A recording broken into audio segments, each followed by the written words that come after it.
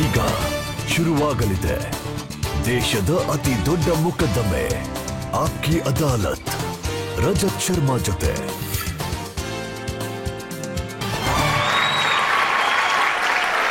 ನಮಸ್ಕಾರ.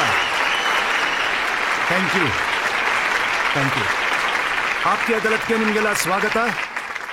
ಆಪ್ಕಿ ಅದಾಲತ್ನಲ್ಲಿ ಇವತ್ತು ನನ್ನ ಅತಿಥಿಯಾಗಿ ಬಂದಿರೋದು ಎಂತಹ ವ್ಯಕ್ತಿ ಅಂದ್ರೆ ಅವರು ಜ್ಞಾನದ ಭಂಡಾರ.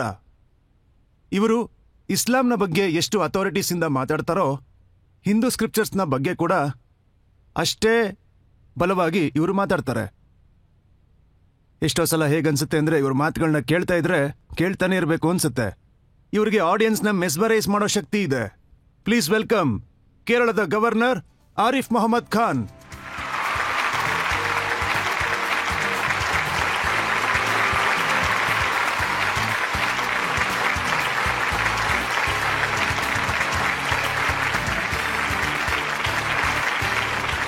ನಮ್ಮ ಕಾರ್ಯಕ್ರಮಕ್ಕೆ ಬಂದಿರೋದಕ್ಕೆ ಸ್ವಾಗತ. ಹಾಗೆ ಆಪ್ಕಿ ಅದಾಲತ್ನಲ್ಲಿ ಇಂದಿನ ನಮ್ಮ ಜಡ್ಜ್ ಆಗಿ ಬಂದಿರೋದು ಅವರು ತುಂಬಾನೇ ಪ್ರಮುಖರು, ಸ್ಕಾಲರ್ ಕೂಡ, ಅವರು ಎಜುಕೇಷನಿಸ್ಟ್, ತುಂಬಾ ಅನುಭವ ಇದೆ. ಅವರು ಕೂಡ ಅಲಿಗರ್ ಮುಸ್ಲಿಂ ಯೂನಿವರ್ಸಿಟಿಯಲ್ಲಿ ಸ್ಕೂಲ್ ನಡೆಸ್ತಾ ಇದ್ದಾರೆ.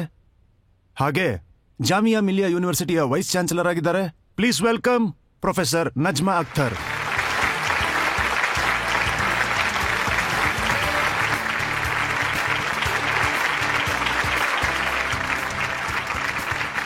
ಆಪ್ಕಿ ಅದಾಲತ್ನಲ್ಲಿ ಇಂದು ಮೊಕದ್ದಮೆ ಮಾಡೋದಕ್ಕೂ ಹಾಗೂ ಪ್ರಶ್ನೆ ಕೇಳೋದಕ್ಕೂ ಮುಂಚೆ ಈಗ ಇಂದಿನ ಜಡ್ಜ್ ಪ್ರೊಫೆಸರ್ ನಜ್ಮಾ ಅಖ್ತರ್ ಅವರು ಅಪ್ಪಣೆ ಕೊಟ್ರೆ ಇವತ್ತಿನ ವಿಚಾರಣೆ ಶುರುವಾಗುತ್ತೆ. ಮುಂದುವರಿಸಿ. ಈಗ ಮೊದಲನೇ ಆರೋಪವನ್ನು ಹಾಕೋದಕ್ಕೂ ಮುಂಚೆ, ಪ್ರಶ್ನೆಗಳನ್ನ ಕೇಳೋದಕ್ಕೂ ಮುಂಚೆ ಸ್ವಲ್ಪ ಕಣ್ಹಾಯಿಸೋಣ ಆರಿಫ್ ಮೊಹಮ್ಮದ್ ಖಾನ್ ಅವರ ಪೊಲಿಟಿಕಲ್ ಕೆರಿಯರ್ ಮೇಲೆ. ಉತ್ತರ ಪ್ರದೇಶದ ಬುಲಂದ್ ಶಹರ್ನಲ್ಲಿ ಜನಿಸಿದ ಕೇರಳದ ಗವರ್ನರ್ ಆರಿಫ್ ಮೊಹಮ್ಮದ್ ಖಾನ್ ತಮ್ಮ political career Aligarh Muslim university students ಯೂನಿಯನ್ನ ಒಬ್ಬ ಪ್ರಭಾವಶಾಲಿ ಜನರಲ್ ಸೆಕ್ರೆಟರಿ ಆಗಿ ಶುರು ಮಾಡಿದ್ರು. ಆರಿಫ್ ಮೊಹಮ್ಮದ್ ಖಾನ್ 1973ರಲ್ಲಿ ಅಲಿಗಢ್ ಮುಸ್ಲಿಂ ಯೂನಿವರ್ಸಿಟಿಯ ಪ್ರೆಸಿಡೆಂಟ್ ಆಗಿ ಆಯ್ಕೆಯಾದ್ರು. ಕೇವಲ 26ನೇ ವಯಸ್ಸಿನಲ್ಲಿ ಆರಿಫ್ ಮೊಹಮ್ಮದ್ ಖಾನ್ ಯುಪಿಯ ಬುಲಂದ್ ಶಹರ್ನ ಎಂಎಲ್ಎ ಆಗಿ ಆಯ್ಕೆಯಾದ್ರು. 1980ರಲ್ಲಿ ಕಾನ್ಪುರ್ನಿಂದ ಲೋಕಸಭಾ ಚುನಾವಣೆಯಲ್ಲಿ ಜಯಶೀಲರಾದ್ರು. ಇದಾದ ನಂತರ ಆರಿಫ್ ಮೊಹಮ್ಮದ್ ಖಾನ್ ಬೆಹ್ರಾಯಿಟ್ನಿಂದ 3 ಬಾರಿ ಲೋಕಸಭೆಗೆ ಆಯ್ಕೆಯಾದ್ರು. ರಾಜೀವ್ ಗಾಂಧಿ ಹಾಗೂ ವಿಪಿ ಸಿಂಗ್ ಅವರ ಸರ್ಕಾರದಲ್ಲಿ ಕ್ಯಾಬಿನೆಟ್ ಮಿನಿಸ್ಟರ್ ಆದ್ರು. ಇದಕ್ಕೂ ಮುಂಚೆ ಆರಿಫ್ ಮೊಹಮ್ಮದ್ ಖಾನ್ ಕಾಂಗ್ರೆಸ್ ಸರ್ಕಾರಗಳಲ್ಲಿ ಐಎನ್ಪಿ, ಅಗ್ರಿಕಲ್ಚರ್, ಎನರ್ಜಿ, ಇಂಡಸ್ಟ್ರಿ ಹಾಗೂ ಹೋಮ್ ಮಿನಿಸ್ಟ್ರಿಯಲ್ಲಿ ಮಿನಿಸ್ಟರ್ ಆಗಿ ಸೇವೆ ಸಲ್ಲಿಸಿದ್ರು. ಆರಿಫ್ ಮೊಹಮ್ಮದ್ ಖಾನ್ ಸ್ಕಾಲರ್ ಆಗಿದ್ರು, ರೈಟರ್ ಆಗಿದ್ರು. ತಮ್ಮ ಮಾತುಗಳನ್ನ ನೇರವಾಗಿ ನುಡಿಯೋದಕ್ಕೆ ಪ್ರಸಿದ್ಧರಾಗಿದ್ರು. ಲಕ್ನೋ ಯೂನಿವರ್ಸಿಟಿಯಿಂದ ಲಾ ಗ್ರಾಜ್ಯುಯೇಟ್ ಆರಿಫ್ ಮೊಹಮ್ಮದ್ ಖಾನ್ ಆಪ್ಕಿ ಅದಾಲತ್ನಲ್ಲಿ ತಮ್ಮ ವಕಾಲತ್ತು ತಾವೇ ನಿರ್ವಹಿಸ್ತಾರೆ. ಸೊ ಈಗ ಶುರು ಮಾಡೋಣ ಇವತ್ತಿನ ಮೊಕದ್ದಮೆಯನ್ನ. ಆಪ್ಕಿ ಅದಾಲತ್ನಲ್ಲಿ ಮೊದಲ ಆರೋಪ ಆರಿಫ್ ಮೊಹಮ್ಮದ್ ಖಾನ್ ಅವರ ಮೇಲೆ.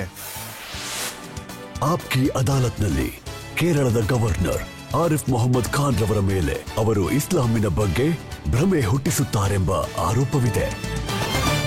ಆರಿಫ್ ಅವರೇ, ದೇಶದಲ್ಲಿ ಪ್ರತಿಯೊಂದು ಮಸ್ಜಿದ್ ಅಲ್ಲಿ ತಕರಾರುಗಳಾಗ್ತಾ ಇದ್ದಾವೆ. ಎಲ್ಲ ಕಡೆ ಯೂನಿಫಾರ್ಮ್ ಸಿವಿಲ್ ಕೋಡ್ ಬಗ್ಗೆ ಏನ್ ಹೇಳ್ತಾ ಇದ್ದಾರೆ ಅಂದ್ರೆ ಅದು ಮುಸಲ್ಮಾನರ ವಿರುದ್ಧವಾಗಿದೆ ಅಂತ. ಎಲ್ಲ ಉಲ್ಲೇಮಗಳು ಇದು ಮುಸಲ್ಮಾನರ ವಿರುದ್ಧವಾಗಿದೆ, ಯಾರು ಅದನ್ನು ಒಪ್ಕೋಬಾರ್ದು ಅಂತಾನೂ ಹೇಳ್ತಾ ಇದ್ದಾರೆ. ಆದ್ರೆ ನೀವು ಮಾತ್ರ ಇದು ಮುಸಲ್ಮಾನರಿಗೆ ಒಳ್ಳೇದು ಅಂತಾನೆ ಹೇಳ್ತಾ ಇದ್ದೀರಾ. ಯೂನಿಫಾರ್ಮ್ ಸಿವಿಲ್ ಕೋಡ್ನ ಯಾವ ಕ್ಲಾಸ್ ಅದರಲ್ಲಿ ಇರಬೇಕು ಅದು ನಮ್ಮ ಎದುರಿಗೆ ಇಲ್ವೇ ಇಲ್ಲ. ನಮ್ಮ ಎದುರಿಗೆ ಇಲ್ಲ ಅಂದಮೇಲೆ ಯಾರಾದರೂ ಹೇಗೆ ಹೇಳಬಹುದು ಇದರಿಂದ ಹಾನಿ ಆಗ್ಬಹುದಾ ಅಥವಾ ಲಾಭ ಆಗ್ಬಹುದು? ಇವತ್ತು ನಾವು ಒಂದು ಸಿದ್ಧಾಂತದ ಬಗ್ಗೆ ಹೇಳ್ಬಹುದು. ಅಂದ್ರೆ ಸಂವಿಧಾನವು ಒಂದು ಸಿದ್ಧಾಂತ ಕೊಟ್ಟಿದೆ, ಮತ್ತೆ ನಮ್ಗೆ ಸ್ವಲ್ಪ ಸಮಯನೂ ಕೊಟ್ಟಿದ್ದಾರೆ. ಅದರಲ್ಲಿ ರಾಜ್ಯದ ಮೇಲೆ ಹೊಣೆಗಾರಿಕೆನೂ ಹಾಕಿದ್ದಾರೆ. ನಿರ್ವಹಣೆ ಖಂಡಿತ ಮಾಡಬೇಕು ಅಂತ ಭಾರತದ ಸಂವಿಧಾನದ ಶಪಥ ತಗೊಂಡ್ಮೇಲೆ ಒಂದಿಂಥ ಸಿದ್ಧಾಂತ ಯಾವುದನ್ನ ಸಂವಿಧಾನ ಸ್ಥಾಪನೆ ಮಾಡಿದೆ, ನಾನದನ್ನ ವಿರೋಧಿಸಬೇಕು. ಇದು ನನಗೆ ಅರ್ಥನೇ ಆಗ್ತಿಲ್ಲ. ನೋಡಿ, ಮೊದಲನೇ ಬಾರಿಗೆ ಈ ರೀತಿ ಆಗಿರೋದು ಏನಂದ್ರೆ ಮಸ್ಜಿದ್ನ ಹೊರಗಡೆ QR ಕೋಡ್ನ ಹಾಕಲಾಗಿದೆ. ಆ QR ಕೋಡ್ನ ಮೂಲಕ ಒಪಿನಿಯನ್ಗಳನ್ನ ಇದರ ವಿರುದ್ಧ, UCCಯ ವಿರುದ್ಧ ಪ್ರತಿ ಮುಸಲ್ಮಾನರು ಮಸ್ಜಿದ್ ಒಳಗೆ ಏನು ಹೋಗ್ತಾರೋ ಅವರು ಲಾ ಕಮಿಷನ್ಗೆ ಕಳಿಸ್ತಾರೆ. ಅವ್ರು ಹೇಳೋದೇನಂದ್ರೆ 4 ಕೋಟಿ ಜನಗಳ ಹತ್ರ ಅವ್ರು ಮಾತಾಡಿದ್ದಾರೆ. ಪ್ರತಿಯೊಬ್ಬರ ಅಭಿಪ್ರಾಯ ಏನು ಅಂದ್ರೆ ಇದನ್ನ ಸಿದ್ಧಾಂತಗಳ ಮೇಲೇನೆ ರೂಪುಗೊಳಿಸಬೇಕು ಅಂತ ಹೇಳ್ತಾ ಇದ್ದಾರೆ. 2017ರಲ್ಲಿ ಸುಪ್ರೀಂ ಕೋರ್ಟ್ನಲ್ಲಿ ಸಾಯ್ರಾ ಬಾನುವಿನ ಕೇಸ್ ಬಂತು. ಅಲ್ಲಿ 3 ತಲಾಕ್ನ ಪ್ರೊವಿಷನ್ಗೆ ಆಹ್ವಾನವಿತ್ತು. ಸುಪ್ರೀಂ ಕೋರ್ಟು ತನ್ನ ತೀರ್ಮಾನ ಕೊಟ್ಟಿತು. ಇದು ಸಂವಿಧಾನದ ನಿಬಂಧನೆಗಳನ್ನಷ್ಟೇ ಉಲ್ಲಂಘನೆ ಮಾಡ್ತಾ ಇಲ್ಲ, ಅಲ್ಲದೆ ಇದಕ್ಕೆ ಕುರಾನ್ನಲ್ಲೂ ಯಾವ ಜಾಗನೂ ಇಲ್ಲ. ಆಗ್ಲೂ ಎಲ್ರೂ ಹೀಗೇನೆ ಹೇಳ್ತಾ ಇದ್ರು. ಇಷ್ಟರ ಮಟ್ಟಿಗೆ ಹೇಳಿದ್ರು ಅಂದ್ರೆ ಸುಪ್ರೀಂ ಕೋರ್ಟ್ ತೀರ್ಮಾನ ಮಾಡ್ತಾನೆ ಇರ್ಲಿ, ನಮ್ಗೇನ್ ಬೇಕು ನಾವು ಅದನ್ನೇ ಮಾಡ್ತೀವಿ. ಮತ್ತು 1 ತಿಂಗಳ ಒಳಗೇನೆ ಪಾರ್ಲಿಮೆಂಟ್ನಲ್ಲಿ ಅಂಕೆ ಸಲ್ಲಿಸಿದ್ರು 500ಕ್ಕಿಂತ ಹೆಚ್ಚು ಸಂಖ್ಯೆ ಇತ್ತು. ಸುಪ್ರೀಂ ಕೋರ್ಟ್ನ ತೀರ್ಮಾನವು ಬಂದ ನಂತರ ಅದಾದ್ಮೇಲೆ ಮಾನ್ಯ ಪ್ರಧಾನಮಂತ್ರಿಗಳು ಇನಿಷಿಯೇಟಿವ್ ತಗೊಂಡ್ರು. ಆಮೇಲೆ ಒಂದು ಬಿಲ್ ಅನ್ನ ಲೋಕಸಭಾದಲ್ಲಿ ಪಾಸ್ ಮಾಡಿಸಿದ್ರು. 2019ರಿಂದ ಈಗ ನಾವು 2023ರಲ್ಲಿದ್ದೀವಿ. ಎಷ್ಟು ಸಮಯ ಆಗಿದೆ? ಈ 4 ವರ್ಷದಲ್ಲಿ ನೀವು ಕಂಡುಹಿಡಿಯಿರಿ, ತಲಾಕ್ನ ಸಂಖ್ಯೆಯಲ್ಲಿ ಮುಸ್ಲಿಂ ಸಮಾಜದಲ್ಲಿ ತಲಾಕ್ ಎಷ್ಟರ ಮಟ್ಟಿಗೆ ಕಮ್ಮಿಯಾಗಿದೆ ಅಂತ. 95%ನಿಂದ ತಲಾಕ್ ಬ್ಯಾನ್ ಆಗಿಲ್ಲ. ತಲಾಕ್ನ ಮೇಲೆ ಪ್ರತಿಬಂಧ ಇಲ್ಲ. 3 ತಲಾಕ್ನ ಮೇಲೆ ಪ್ರತಿಬಂಧ ಬಂತು. ಅದರಿಂದಾಗಿ 95%ಕ್ಕಿಂತ ಹೆಚ್ಚು ತಲಾಕ್ನ ಅಂಕಿಗಳು ಕಡಿಮೆಯಾದವು. ಲಾಭ ಯಾರಿಗಾಯ್ತು? ಕೇವಲ ಮುಸ್ಲಿಂ ಮಹಿಳೆಯರದ್ದಲ್ಲ, ಯಾರು ತಲಾಕ್ ನಂತರ ಬೀದಿ ಪಾಲಾಗ್ತಿದ್ರು. ನಾನೇನ್ ಅನ್ಕೋತೀನಿ ಅಂದ್ರೆ, ಆ ಮಕ್ಕಳು ತಲಾಕ್ನ ತೀರ್ಮಾನದಿಂದ ಅವರ ಭವಿಷ್ಯ ಅಂಧಕಾರದಲ್ಲಿ ಮುಳುಗ್ತಿತ್ತು. ಅವರಿಗೇನು ಲಾಭ ಆಯ್ತು? ಇನ್ಯಾರಿಗೂ ಲಾಭ ಆಗುತ್ತೆ? ಮತ್ತೆ ಹೇಳ್ತಾ ಇದ್ರು ಇದರಿಂದ ಮುಸ್ಲಿಮರಿಗೆ ತುಂಬಾ ಹಾನಿ ಆಗ್ತಿತ್ತು ಅಂತ. ಹಾನಿ ಆಯ್ತಾ ಅಥವಾ ಲಾಭ? ಇಲ್ಲಿ ಕೇಳಿ, ನಾನು ಏನ್ ಹೇಳ್ತಾ ಇದ್ದೇನೆ ಅಂದ್ರೆ, ಈಗಂತೂ 4 ವರ್ಷ ಮಾತ್ರ ಆಗಿದೆ, ಇನ್ನೂ 40 ವರ್ಷ ಆಗ್ಲಿ. 40 ವರ್ಷದ ನಂತರದ ಪರಿಣಾಮ ನೀವು ನೋಡಿ. ಆಗ ನಾವು ನಮ್ಮ ಪ್ರಧಾನಮಂತ್ರಿಯನ್ನು ಹೀಗೆ ನೋಡ್ತೀವಿ, 1000 ವರ್ಷದ ನಂತರದ ಯೋಚನೆ ಮಾಡಿದ್ದಾರೆ ಅಂತ. ಈ ಹಿಂದಿನ 1000 ವರ್ಷಗಳಿಂದ ಈ ನಮ್ಮ ಮಹಿಳೆಯರ ಜೀವನ ನರಕವಾಸವೇ ಆಗಿತ್ತು. ಇದೆಲ್ಲ ನಡೀತಿರುವಾಗ ಎಷ್ಟು ಮಕ್ಕಳು 1 ತಿಂಗಳಲ್ಲಿ 500 ತಲಾಕ್ ಆಗ್ತಾ ಇತ್ತು? ಹೇಳಿ, ಎಷ್ಟು ಮಕ್ಕಳ ಭವಿಷ್ಯ ಅಂಧಕಾರದಲ್ಲಿ ಮುಳುಗ್ತಾ ಇತ್ತು ಅಂತ. ಪರಿವಾರ ನಷ್ಟವಾಗ್ತಿತ್ತು. 40 ವರ್ಷಗಳ ನಂತರ ಗೊತ್ತಾಗತ್ತೆ ಇದು ಎಷ್ಟು ದೊಡ್ಡ ರಿಫಾರ್ಮಿಸ್ಟ್, ಎಷ್ಟು ದೊಡ್ಡ ಸುಧಾರಾತ್ಮಕ, ಎಷ್ಟು ದೊಡ್ಡ ಕೆಲಸ ಆಗಿದೆ. ಇದನ್ನ 40 ವರ್ಷದ ನಂತರದ ಜನತೆಗೆ ಬಿಡ್ಬಿಡಿ. ಇವರಂತೂ ಯಾವಾಗ್ಲೂ ಹೇಳ್ತಾ ಇದ್ರು ಮುಸ್ಲಿಮರಿಗೆ ನಷ್ಟ ಆಗತ್ತೆ ಅಂತ. ಆ ಸಮಯದಲ್ಲೂ ಕಪಿಲ್ ಸಿಬಲ್ ಸುಪ್ರೀಂ ಕೋರ್ಟ್ ಅಲ್ಲಿ ಆರ್ಗ್ಯೂ ಮಾಡ್ತಾ ಇದ್ರು. ಈಗ್ಲೂ ಕೂಡ ಕಪಿಲ್ ಸಿಬಲ್ ಆರ್ಗ್ಯೂ ಮಾಡ್ತಾ ಇದ್ದಾರೆ. ಅವ್ರು ಹೇಳೋದೇನಂದ್ರೆ, ಈ ಎಲ್ಲ ಕೆಲಸಗಳು ಕೂಡ ಯೂನಿವರ್ಸಲ್ ಸಿವಿಲ್ ಕೋಡ್ ಮೂಲಕ ರಾಜಕೀಯಕ್ಕೋಸ್ಕರ ಮಾಡ್ತಿದ್ದಾರೆ, ವೋಟ್ಗೋಸ್ಕರ ಮಾಡ್ತಿದ್ದಾರೆ ಅಂತ. ಜೊತೆಗೆ ಅವರು ಇದನ್ನು ಹೇಳ್ತಾ ಇದ್ದಾರೆ, ಯೂನಿಫಾರ್ಮ್ ಸಿವಿಲ್ ಕೋಡ್ ಏನು ಅಂತ ಪ್ರಧಾನ ಮಂತ್ರಿಗೂ ಗೊತ್ತಿಲ್ಲ ಅಂತ. ಕಪಿಲ್ ಸಾಹೇಬ್ರಿಗೆ ಗೊತ್ತಿತ್ತಲ್ಲ 3 ತಲಾಕ್ನ ಮೊಕದ್ದಮೆ ಅಂತ. ಈ ಕಪಿಲ್ ಸಿಬಲ್ ಸಾಹೇಬ್ರು ಯಾವಾಗ ಮುಸ್ಲಿಂ ಪರ್ಸನಲ್ ಲಾ ಬೋರ್ಡ್ನ ವತಿಯಿಂದ ಬಂದಾಗ ಆಗ ಅವರು 3 ತಲಾಕ್ನ ಪರವಾಗಿ ವಾದ ಮಾಡಿದ್ರು. 3 ತಲಾಕ್ ಇರಲೇಬೇಕು ಅಂತ, ಇದರಲ್ಲಿ ಕೋರ್ಟು ಹಸ್ತಕ್ಷೇಪ ಮಾಡ್ಕೊಡ್ದು ಅಂತ. ಈ ಹೇಳಿಕೆಯಿಂದ ಅವ್ರು ಶುರು ಮಾಡಿದ್ರು, ನಾನು ಒಪ್ತೀನಿ 3 ತಲಾಕ್ ನಮ್ಮ ಮಹಿಳೆಯರಿಗೆ ಅಪಮಾನಕರವಾಗಿದೆ, ಅನ್ಯಾಯವೂ ಕೂಡ ಆಗಿದೆ, ಇತ್ಯಾದಿ ಇತ್ಯಾದಿ. ಆಮೇಲೆ ಅವರು ವಾದ ಮಾಡಿದ್ರು, ಇನ್ನೂ ಹಲವು ವಿಷಯಗಳಿವೆ ಯಾವುದರಿಂದ ಅನ್ಯಾಯವಾಗತ್ತೆ, ಹಲವು ವಿಷಯಗಳಿವೆ ಯಾವುದು ಮಹಿಳೆಯರಿಗೆ ಅದು ಒಳ್ಳೇದಲ್ಲ. ಅಂದ್ರೆ ಈ ಒಂದು ವಿಷಯವನ್ನ ಅವರು ಮುಗಿಸ್ಬೇಕು ಅಂತ ಪ್ರಯತ್ನ ಪಟ್ರು. ನಿಜವಾಗಿ ನಿಮ್ಗೆ ಸರಿಯಾಗಿ ಗೊತ್ತಿದೆ, ಈ 3 ತಲಾಕ್ ಅಪಮಾನಕರವಾಗಿದೆ, ಮಹಿಳೆಯರಿಗೆ ಅನ್ಯಾಯಪೂರ್ಣ ಅಂತ ಗೊತ್ತಿದ್ದೂ ಕೂಡ ಇದನ್ನೆಲ್ಲ ಒಪ್ಪಿದ ಮೇಲೆ 3 ತಲಾಕ್ನ ಪರವಾಗಿ ತರ್ಕ ಮಾಡಿದ್ರು. ಅಂದ್ರೆ ಅದು ರಾಜನೀತಿಯ ಅಥವಾ ಇದು ರಾಜನೀತಿಯ? ಉತ್ತರ ಅವರೇ ಕೊಡಬೇಕು. ಅರಿಫೋರೆ ಏನು ಅಂದ್ರೆ, ಎಷ್ಟೋ ಜನಕ್ಕೆ ಗೊತ್ತೇ ಇಲ್ಲ ಯೂನಿಫಾರ್ಮ್ ಸಿವಿಲ್ ಕೋಡ್ ಅಂದ್ರೆ ಏನು ಅಂತ, ಇದರಿಂದ ಏನು ಉಪಯೋಗ ಆಗತ್ತೆ ಅಂತ. ಬೇರೆ ಬೇರೆ ರಾಜ್ಯದ ನಾಯಕರು ಇದ್ರ ಬಗ್ಗೆ ಬೇರೆ ಬೇರೆನೆ ಮಾತಾಡಿದ್ದಾರೆ. ಅದನ್ನ ನಿಮ್ ಮುಂದೆ ಹೇಳ್ತೀನಿ ಈಗ.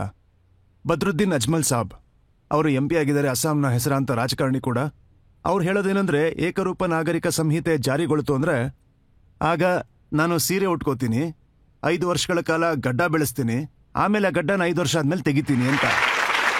5 ವರ್ಷ ಮಾಂಸ ತಿಂತೀನಿ, ಆಮೇಲೆ 5 ವರ್ಷ ಮಾಂಸ ತಿನ್ನಲ್ಲ ಅಂತ ಹೇಳಿದ್ದಾರೆ. ಈಗ ನಾನು ಅನ್ಕೋತೀನಿ, ನಾನು ಉತ್ತರ ಕೊಡುವ ಅಗತ್ಯವಿಲ್ಲ, ಉತ್ತರ ನಿಮ್ಗೆ ಗೊತ್ತಿದೆ. ಈ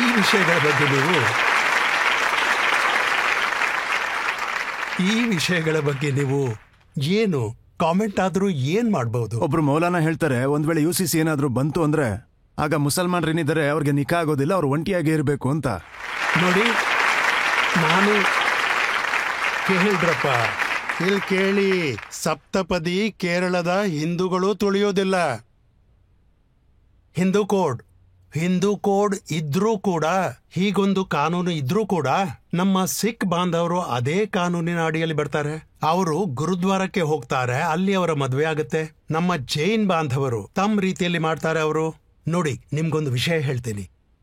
ಈಗಿರುವ ಸರ್ಕಾರ ಅಥವಾ ಯಾವುದೇ ಸರ್ಕಾರ ಇರಲಿ, ಸಾವಿರಾರು ಸಬ್ಮಿಷನ್ ಬರಲಿ, ಸಾವಿರಾರು ಸರ್ಕಾರ ಹೋಗ್ಲಿ, ಭಾರತದ ಸಂಸ್ಕೃತಿ ಏಕಂ ಸದ್ ವಿಪ್ರ ಬಹುಧಾ ವದಂತಿ. ಬಹುತೇಕತೆಯ ಸಂಸ್ಕೃತಿ ಭಾರತದ ಸಂಸ್ಕೃತಿ. ನಾವು ಬಹುತೇಕತೆಯನ್ನ ಹೀಗಲ್ಲ, ನಾವು ಸಹಿಸ್ತೀವಿ ಡೈವರ್ಸಿಟಿಯನ್ನ. ನಾವು ಡೈವರ್ಸಿಟಿಯ ಬಹುತೇಕತೆಯ ಹಬ್ಬವನ್ನು ಆಚರಿಸ್ತೀವಿ. ಅದು ನಮ್ಗೆ ಸಂಭ್ರಮವಾಗಿರುತ್ತೆ. ಭಾರತೇಶು ಸ್ತ್ರೀಯೋ ಪುರುಷೋ ನಾನಾ ವರ್ಣ ಪಿನ್ಕಿತ್ರಿತೆ ನಾನಾ ದೇವರ್ಚನೆಯುಕ್ತ ನಾನಾ ಕರ್ಮಾನಿ ಕುರ್ವತೆ. ಭಾರತದ ಸ್ತ್ರೀಗಳು, ಭಾರತದ ಪುರುಷರು, ಅವರ ತ್ವಚೆಯ ಬಣ್ಣಗಳು ಬೇರಿವೆ. ಅವರು ಬೇರೆ ಬೇರೆ ದೇವರ ಪೂಜೆ ಮಾಡ್ತಾರೆ. ಅವರ ರೀತಿ ನೀತಿಗಳು ಬೇರೆ. ಜಗತ್ತಿನ ಯಾವುದೇ ರಾಜನೀತಿ ಬಿಟ್ಬಿಡಿ, ಯಾವುದೇ ಶಕ್ತಿ ಭಾರತದ ವಿವಿಧತೆಯನ್ನು ನಾಶ ಮಾಡಕ್ಕಾಗಲ್ಲ. ಈ ಸಂಸ್ಕೃತಿ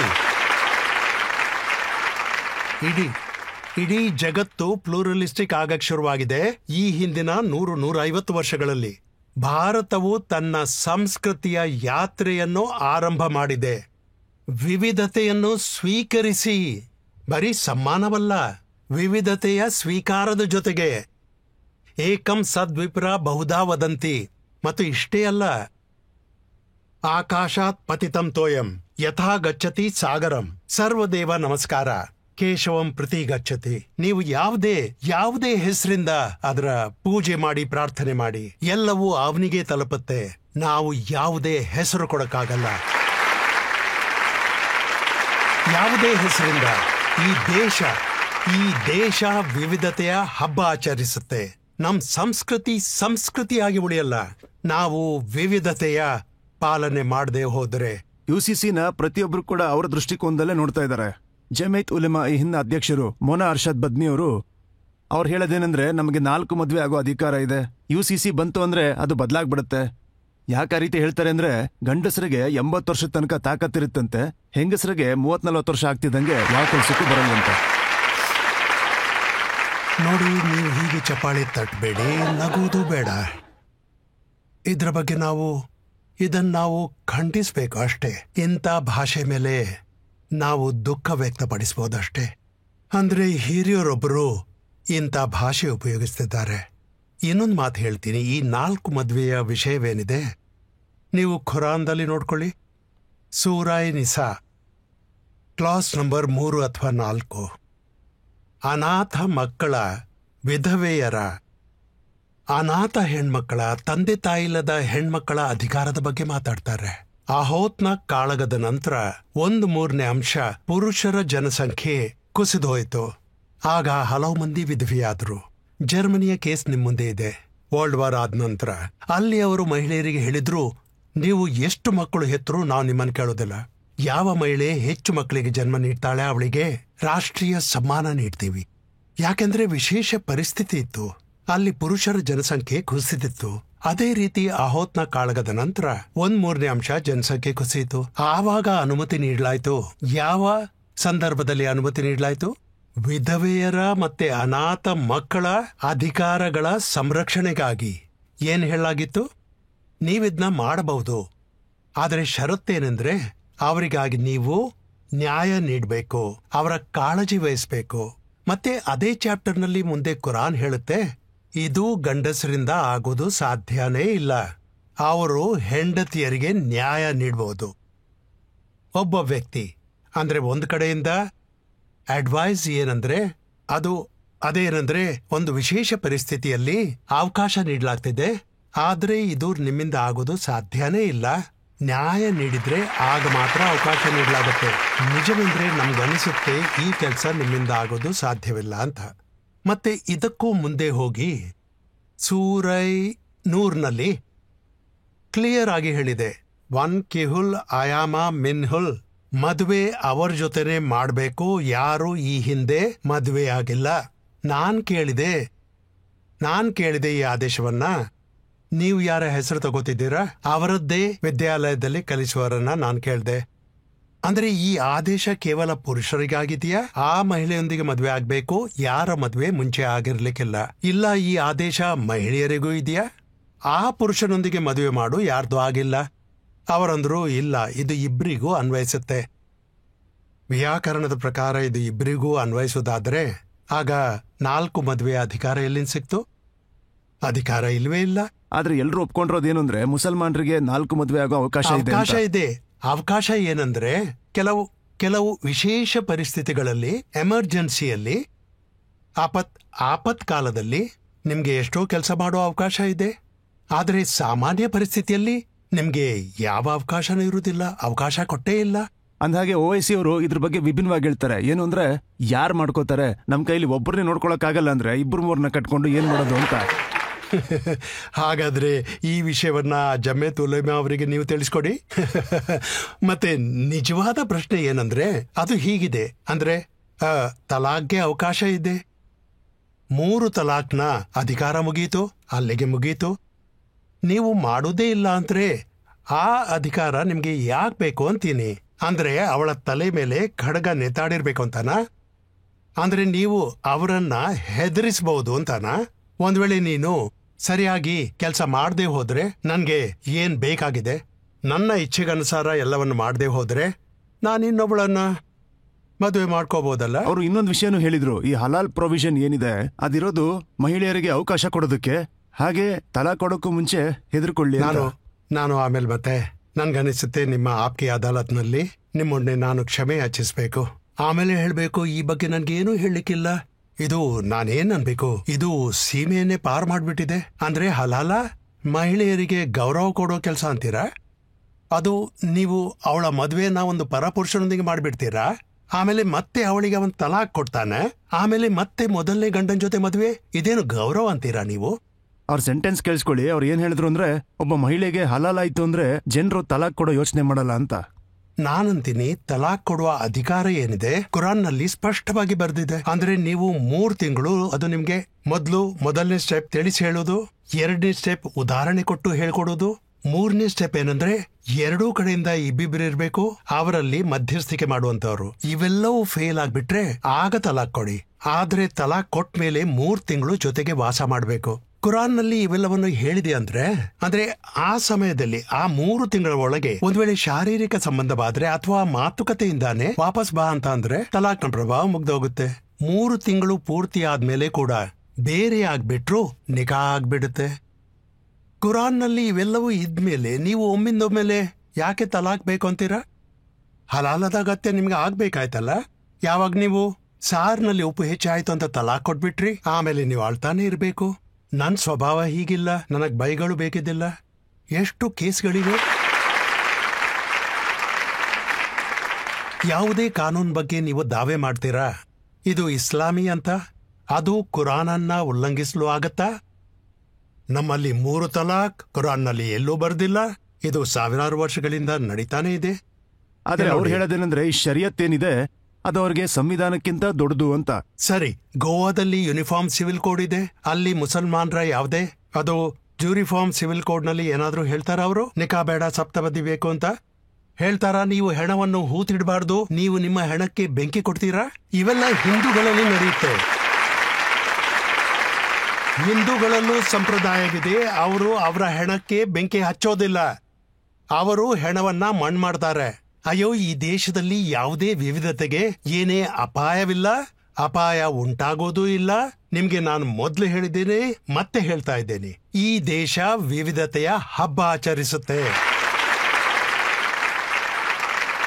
ಅವ್ರು ಹೇಳೋದೇನಂದ್ರೆ, ಈ ಯೂನಿಫಾರ್ಮ್ ಸಿವಿಲ್ ಕೋಡ್ನ ವಿಚಾರನ ಈಗ ಯಾಕೆ ತೆಗ್ದಿದ್ದಾರೆ ಅಂದ್ರೆ, 2024ರಲ್ಲಿ ಎಲೆಕ್ಷನ್ ಏನ್ ಬರ್ತಾ ಇದೆ, ಬಿಜೆಪಿ ಪೊಲರೈಸ್ ಮಾಡಕ್ ಇಷ್ಟಪಡ್ತಾರೆ, ಧ್ರುವೀಕರಣ ಮಾಡಕ್ ಇಷ್ಟಪಡ್ತಾರೆ, ಹಿಂದೂ ಮುಸಲ್ಮಾನರನ್ನ ಬೇರೆ ಮಾಡೋದಕ್ಕೆ ಅಂತಾನೆ ಈ ರೀತಿ ಮಾಡಿದ್ದಾರೆ ಅಂತ. ಸರಿ, ಇದೇ ಕಾರಣವಾಗಿದ್ರೆ ಈ ಪೋಲರೈಸೇಷನ್ ನ ನಿಲ್ಸೋ ಎಲ್ಲಕ್ಕಿಂತ ಒಳ್ಳೆ ಉಪಾಯ ಯಾವುದು? ನೀವು ಎಲ್ರಿಗಿಂತ ಮುಂದೆ ಬಂದು ನಿಂತ್ಬಿಡಿ, ಯೂನಿಫಾರ್ಮ್ ಸಿವಿಲ್ ಕೋಡ್ ಬರಲೇಬೇಕು ಅಂತ.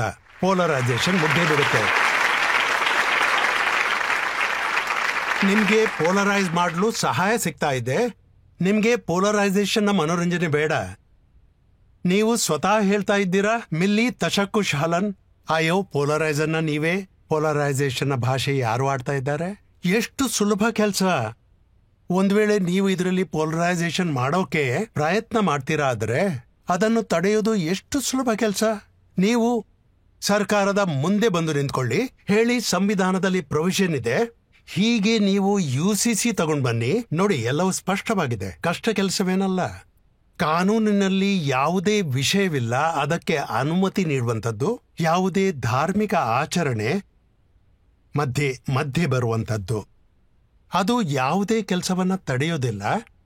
ಧಾರ್ಮಿಕವಾಗಿ ಆ ಕೆಲಸವನ್ನು ಮಾಡಬೇಕಂತಿದ್ರೆ, ಉದಾಹರಣೆಗೆ ಮುಸಲ್ಮಾನ್ ಪತಿಗೆ ತನ್ನ ಪತ್ನಿಯೊಂದಿಗೆ ಶಾರೀರಿಕ ಸಂಬಂಧಕ್ಕೆ ಮುಂಚೆ ಮೆಹರ್ ಸಲ್ಲಿಸಬೇಕಾಗತ್ತೆ. ಏನು UCC ಮುಸಲ್ಮಾನ್ ಪತಿಗೆ ಹೇಳುತ್ತಾ ನಿನ್ನ ಪತ್ನಿಗೆ ನೀನು ದುಡ್ಡು ಕೊಡೋದು ಬೇಡ ಅಂತ? ಅದು ಹೇಳುತ್ತೆ ಇನ್ನೂ ಹೆಚ್ಚು ಕೊಡು, ನಮ್ಗೇನು ಸಮಸ್ಯೆ ಪ್ರಾಬ್ಲಮ್ ಇದೆ.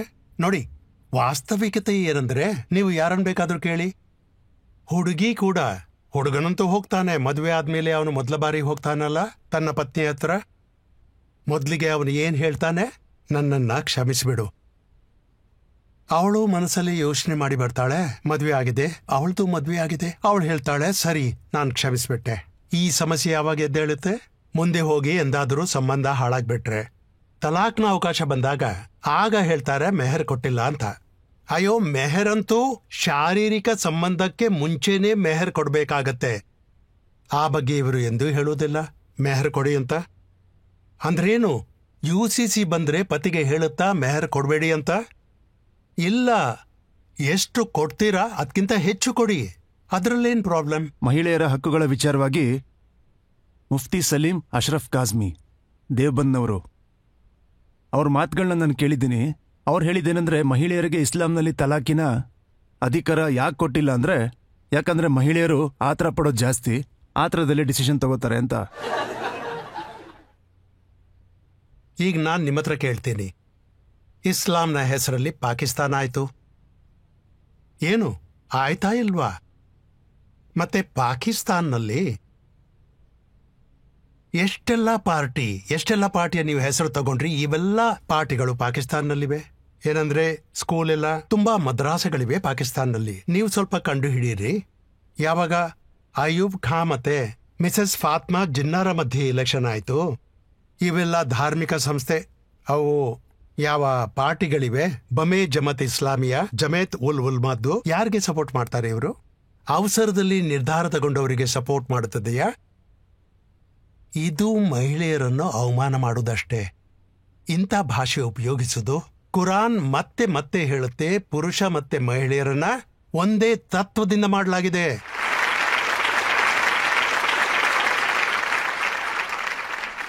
ಹುಜೂರ್ ಸಲ್ಲಲ್ಲಾಹು ಹದೀಸ್ ಇದೆ, ಇವರ ಜೊತೆ ನೀವು ಚೆನ್ನಾಗಿ ವರ್ತಿಸಬೇಕು, ಇವರು ನಮ್ಮವರೇ ಅಲ್ವಾ. ವ್ಯಕ್ತಿಗೆ ಅವಮಾನ ಆಗುವಂತೆ ನೀವು ಮಾತನಾಡಿದ್ರೆ ಅಷ್ಟು ಅದರ ಪ್ರಭಾವ ಅವನಿಗೆ ಬೀಳೋದಿಲ್ಲ. ಆದ್ರೆ ಮಹಿಳೆಗೆ ನೀವು ಅವಮಾನ ಆಗುವಂತ ಮಾತನಾಡಿದ್ರೆ, ಹುಜೂರ್ ಸುಸಂಗ್ನ ಹದೀಸ್ ಇದೆ, ಇವರನ್ನ ನೀವು ಸರಿಯಾಗಿ ನೋಡ್ಕೋಬೇಕು. ಇವರು ಕನ್ನಡಿ ಅಂತಿದ್ದಾರೆ, ಇವರಿಗೆ ತುಂಬಾ ಗೌರವ ಕೊಟ್ಟು ಸಮ್ಮಾನದಿಂದ ಮಾತನಾಡಿಸ್ಬೇಕು, ಇವರೊಂದಿಗೆ ಹೀಗೆ ವರ್ತಿಸಿ. ಇದಾದ್ಮೇಲೂ ಇವರು ಇಂಥ ಭಾಷೆಯನ್ನು ಉಪಯೋಗಿಸಿದ್ರೆ ನಾನು ಏನ್ ಹೇಳ್ಬೋದು? ಸರಿ, ಪಬ್ಲಿಕ್ ಅಲ್ಲಿ ಯಾರಾದ್ರೂ ಪ್ರಶ್ನೆ ಕೇಳಕ್ ಇಷ್ಟಪಡ್ತೀರಾ? ಕೇರಳ ಚೀಫ್ ಮಿನಿಸ್ಟರ್ ಹೇಳ್ತಾ ಇದ್ದಾರೆ government one nation one culture ಮಾಡಬೇಕು ಅಂತ. ಸೊ ಈಗ ನೀವೇ ಕೇರಳ ಗವರ್ನರ್ ಆಗಿದ್ದೀರಾ, ಇದ್ರ ಬಗ್ಗೆ ನಿಮ್ಮ ಅಭಿಪ್ರಾಯ ಏನು? ನಾನ್ ನಿಮ್ಗೆ ಮೊದಲೇ ಹೇಳಿದ್ದೇನೆ, ಈ ನಮ್ಮ ದೇಶದಲ್ಲಿ ನೀವು ಬೇಕಿದ್ರೆ ಸಾವಿರಾರು ನಿಯಮಗಳನ್ನು ಮಾಡಿ, ಮತ್ತೆ 1000 ವರ್ಷ ಕಾಯ್ತಾ ಇರಿ. ನಮ್ಮ ದೇಶದಲ್ಲಿ ಒಂದು ರಾಷ್ಟ್ರ ಮತ್ತೆ ಒಂದು ಪ್ರಕಾರದ ಅದು ಕಸ್ಟಮ್ಸ್, ರಿಚುವಲ್ಸ್, ರೀತಿ ನೀತಿಗಳು, ಚಾಲ್ತಿಯಲ್ಲಿರೋ ಪ್ರಾಕ್ಟೀಸಸ್ ಎಲ್ಲವೂ ಫೇಲ್ ಆಗಿಬಿಡುತ್ತೆ. ನೀವು ಏನ್ ಬೇಕಾದರೂ ಮಾಡಿ. ಕೇಳ್ರಿ, ಇದು ಇಂತಹ ದೇಶ ಎಲ್ಲಿ ಒಂದು ಪರಿವಾರದಲ್ಲಿ ಒಂದು ತಾಯಿ ತಂದೆಯಿಂದ ಹುಟ್ಟಿದ ನೀವಿಬ್ರು ಅಕ್ಕ ತಂಗಿಯರು, ಒಬ್ಬಳ್ದು ಶನಿವಾರಕ್ಕೆ ವ್ರತ ಇರುತ್ತೆ, ಒಬ್ಬಳ್ದು ಸೋಮವಾರಕ್ಕೆ. ಏನ್ ನೀವು ಜಗಳ ಮಾಡ್ತೀರಾ? ಅಣ್ಣ ಹೋಗ್ತಾನೆ ಹನುಮಾನ ಮಂದಿರಕ್ಕೆ, ತಮ್ಮ ಹೋಗ್ತಾನೆ ಶಿವರ ಮಂದಿರಕ್ಕೆ. ಯಾರನ್ನ ತಡಿತೀರಾ ನೀವು? ಒಂದೇ ಕಲ್ಚರ್ ಹೇಗಾಗತ್ತೆ? ಸ್ವಾಮಿ ವಿವೇಕಾನಂದ ಅವರು ಹೇಳಿದ್ರು, ನನ್ಗೆ ನನ್ನ ದೇಶದ ಮೇಲೆ ಹೆಮ್ಮೆ ಇದೆ, ಇಲ್ಲಿಂದ ನಾನು ಬರ್ತಾ ಇದ್ದೀನಿ. ರುಚಿ ನಾಂ ವೈಚಿತ್ರ್ಯ ದಿರ್ಜು ಕುಟಿಲ್ ನಾನಾ ಪಜ್ಜಿಶಾಂ ನಿರ್ಣಾ ಮೇಕೋ ಗಮ್ಯ ತ್ವಂಸಿ ಪೈಸಾ ಮಣ್ಯವೀರ್. ಹೇಗೆ ನದಿಗಳು ಕೊಳಗಳು ತಮ್ಮ ಜಾಗದಿಂದ ಹೊರಗೆ ಬಂದು ಕೊನೆಗೆ ಹರಿದ್ಕೊಂಡು ಸಮುದ್ರದಲ್ಲಿ ಸೇರ್ಕೊಳ್ತವೆ, ಅದೇ ರೀತಿ ಪ್ರಭು ನಾವು ಮನುಷ್ಯರು ಕೂಡ ನಮ್ಮ ಪ್ರವೃತ್ತಿಗನುಸಾರವಾಗಿ ತಮ್ಮ ದಾರಿಯಲ್ಲಿ ಸಾಕ್ತಾ ಹೋಗ್ತೀವಿ, ಕೊನೆಗೆ ತಮ್ಮಲ್ಲೇ ಸೇರ್ಕೊಳ್ತೀವಿ. ನನಗೊಂದು ವಿಷಯ ನೆನಪಾಯ್ತು. ನನಗೆ ಒಮ್ಮೆಲೆ ನೆನಪಾಯ್ತು, ಒಬ್ಬ ಹಕೀಂ ಹೇಳಿದ್ದು, ಕುಲ್ಲು ನಿಯಾಮಲಿ ಅಲಾ ಶಾಕಿಲತಿ. ಹುಜೂರ್ ಸಲ್ಸಲಂಗೆ ಹೇಳಲಾಗತ್ತೆ, ಪ್ರಸ್ತುತಪಡಿಸಿ, ಪ್ರತಿ ವ್ಯಕ್ತಿ ಆ ಕೆಲಸ ಮಾಡ್ತಾನೆ ಯಾವ್ದಕ್ಕಾಗಿ ನಾವು ಅವರಿಗೆ ಜನ್ಮ ಕೊಟ್ಟಿದ್ದೀವಿ. ಪಿರ್ಕೀರ್ತಿ ಯಾಂತಿ ಭೂತಾನಿ ಮಹಾಭಾರತದಲ್ಲಿ ಬರುತ್ತೆ. ಪ್ರತಿ ವ್ಯಕ್ತಿ ಆ ಕೆಲಸ ಮಾಡ್ತಾನೆ ಯಾವ ಪ್ರಕೃತಿಯಲ್ಲಿ ಅವನು ಹುಟ್ಟಿದಾನೆ. ನಾವು ಮನುಷ್ಯರ ಮಧ್ಯೆ ಸಮರೂಪತೆ ತರ್ಲಿಕ್ಕೆ ಆಗೋದಿಲ್ಲ. ಒಂದು ತಾಯಿ ತಂದೆಯ ಮಕ್ಕಳ ಮಧ್ಯೆನೂ ಸಮರೂಪತೆ ಇರೋದಿಲ್ಲ. ಹೇಗೆ ನಮ್ಮ ಮುಖಗಳು ಬೇರೆ ಬೇರೆ ಆಗಿವೆ, ನಾವು ತಿನ್ನುವ ಟೇಸ್ಟ್ ಕೂಡ ಬೇರೆ ಬೇರೆ ಆಗಿವೆ. ಒಂದೇ ಪರಿವಾರದಲ್ಲಿ ಕೆಲವರಿಗೆ ಸಜ್ಜೆ ರೊಟ್ಟಿ, ನನ್ಗೆ ಸಜ್ಜೆ ರೊಟ್ಟಿ ಇಷ್ಟ, ಕೆಲವರಿಗೆ ಗೋಧಿ ರೊಟ್ಟಿ ಬೇಕು, ಕೆಲವರಿಗೆ ರೊಟ್ಟಿಯೇ ಬೇಕಿಲ್ಲ, ಅನ್ನ ತಿಂತಾರೆ. ಏಕರೂಪತೆ ಮಾನವ ಪ್ರಕೃತಿ ಮತ್ತೆ ಭಾರತದ ಪ್ರಕೃತಿ ಇಷ್ಟು ಪ್ರಾಚೀನವಾಗಿದ್ರೂ ಕೂಡ ಅದರ ನಿರಂತರತೆ ಬೇರೆ ಸಭ್ಯತೆಗಳಿಗೆ ನಿರಂತರತೆ ಯಾಕಿಲ್ಲ? ಯಾಕೆಂದ್ರೆ ಅವರಲ್ಲಿ ವಿವಿಧತೆಗೆ ಸ್ವೀಕೃತಿ ಮತ್ತೆ ಮಾನ್ಯತೆ ಇಲ್ಲ. ಸ್ವಾಮಿ ವಿವೇಕಾನಂದ ಅವರು ಹೇಳ್ತಾರೆ, ನಾನು ಕ್ರಿಶ್ಚಿಯನ್ನ ಚರ್ಚ್ಗೆ ಹೋಗ್ತೀನಿ ಮತ್ತೆ ಅವನ ಜೊತೆ ಡೀಲ್ ಮಾಡ್ತೀನಿ. ನಾನು ಮುಸ್ಲಿಮರ ಮಸೀದಿಗೆ ಹೋಗ್ತೀನಿ, ಅವ್ರ ಜೊತೆ ನಮಾಜ್ ಹಾಕ್ತೀನಿ. ನಾನು ಯಾವ ಹಿಂದೂ ಧ್ಯಾನ ಯೋಗ ಮಾಡ್ತಾನೆ, ನಾನು ಅವನ ಹತ್ರ ಹೋಗ್ತೀನಿ ಮತ್ತೆ ಅವನ ಜೊತೆಗೆ ಧ್ಯಾನ ಯೋಗ ಮಾಡ್ತೀನಿ. ನಮ್ಗೆ ಹೀಗ್ ಮಾಡೋದ್ರಲ್ಲಿ ಯಾವ ಸಮಸ್ಯೆ ಇಲ್ಲ. ಇದು ಈ ಮಾಧ್ಯಮದವರು ನಾವು ಯಾರನ್ನ ಪ್ರಾರ್ಥಿಸ್ತೇವೋ ಅವರಿಗೆ ಯಾವ ಹೆಸರು ಕೊಡಕ್ಕಾಗಲ್ಲ. ಈ ಮಾತನ್ನ ನೀವು ತುಂಬಾ ಚೆನ್ನಾಗಿ ಹೇಳಿದ್ರಿ. ಸಮಯಕ್ಕೆ ತಕ್ಕಂತೆ ಸ್ವಲ್ಪ ಆದ್ರೂ ಬದಲಾವಣೆ. ನಾನು ನಿಮ್ಗೆ ಕುರಾನೇ ಹಾಕಿವಿನ ಒಂದು ಚಾಪ್ಟರ್ ಹೇಳ್ತೀನಿ. ಇಲ್ಲ, ಹೇಗೆ ಇವರು ಹೇಳ್ತಾರಲ್ಲ, ನಾನು ಕನ್ಫ್ಯೂಷನ್ ಕ್ರಿಯೇಟ್ ಮಾಡ್ತೀನಿ, ಕುರಾನ್ ಕೋಟ್ ಮಾಡ್ತೀನಿ, ಒಂದು ವಾಕ್ಯ ಕೂಡ ಹೇಳೋದಿಲ್ಲ ಯಾವುದರಲ್ಲಿ ನಾನು ಕುರಾನ್ನ ಚಾಪ್ಟರ್ನ ಬಗ್ಗೆ ಹೇಳೋದಿಲ್ಲ. ಅದನ್ನ ಇವರು ಕನ್ಫ್ಯೂಷನ್ ಅಂತ ಹೇಳ್ತಾರೆ. ಕುರಾನ್ ನಲ್ಲಿ ಎಲ್ಲವೂ ಸ್ಪಷ್ಟವಾಗಿದೆ.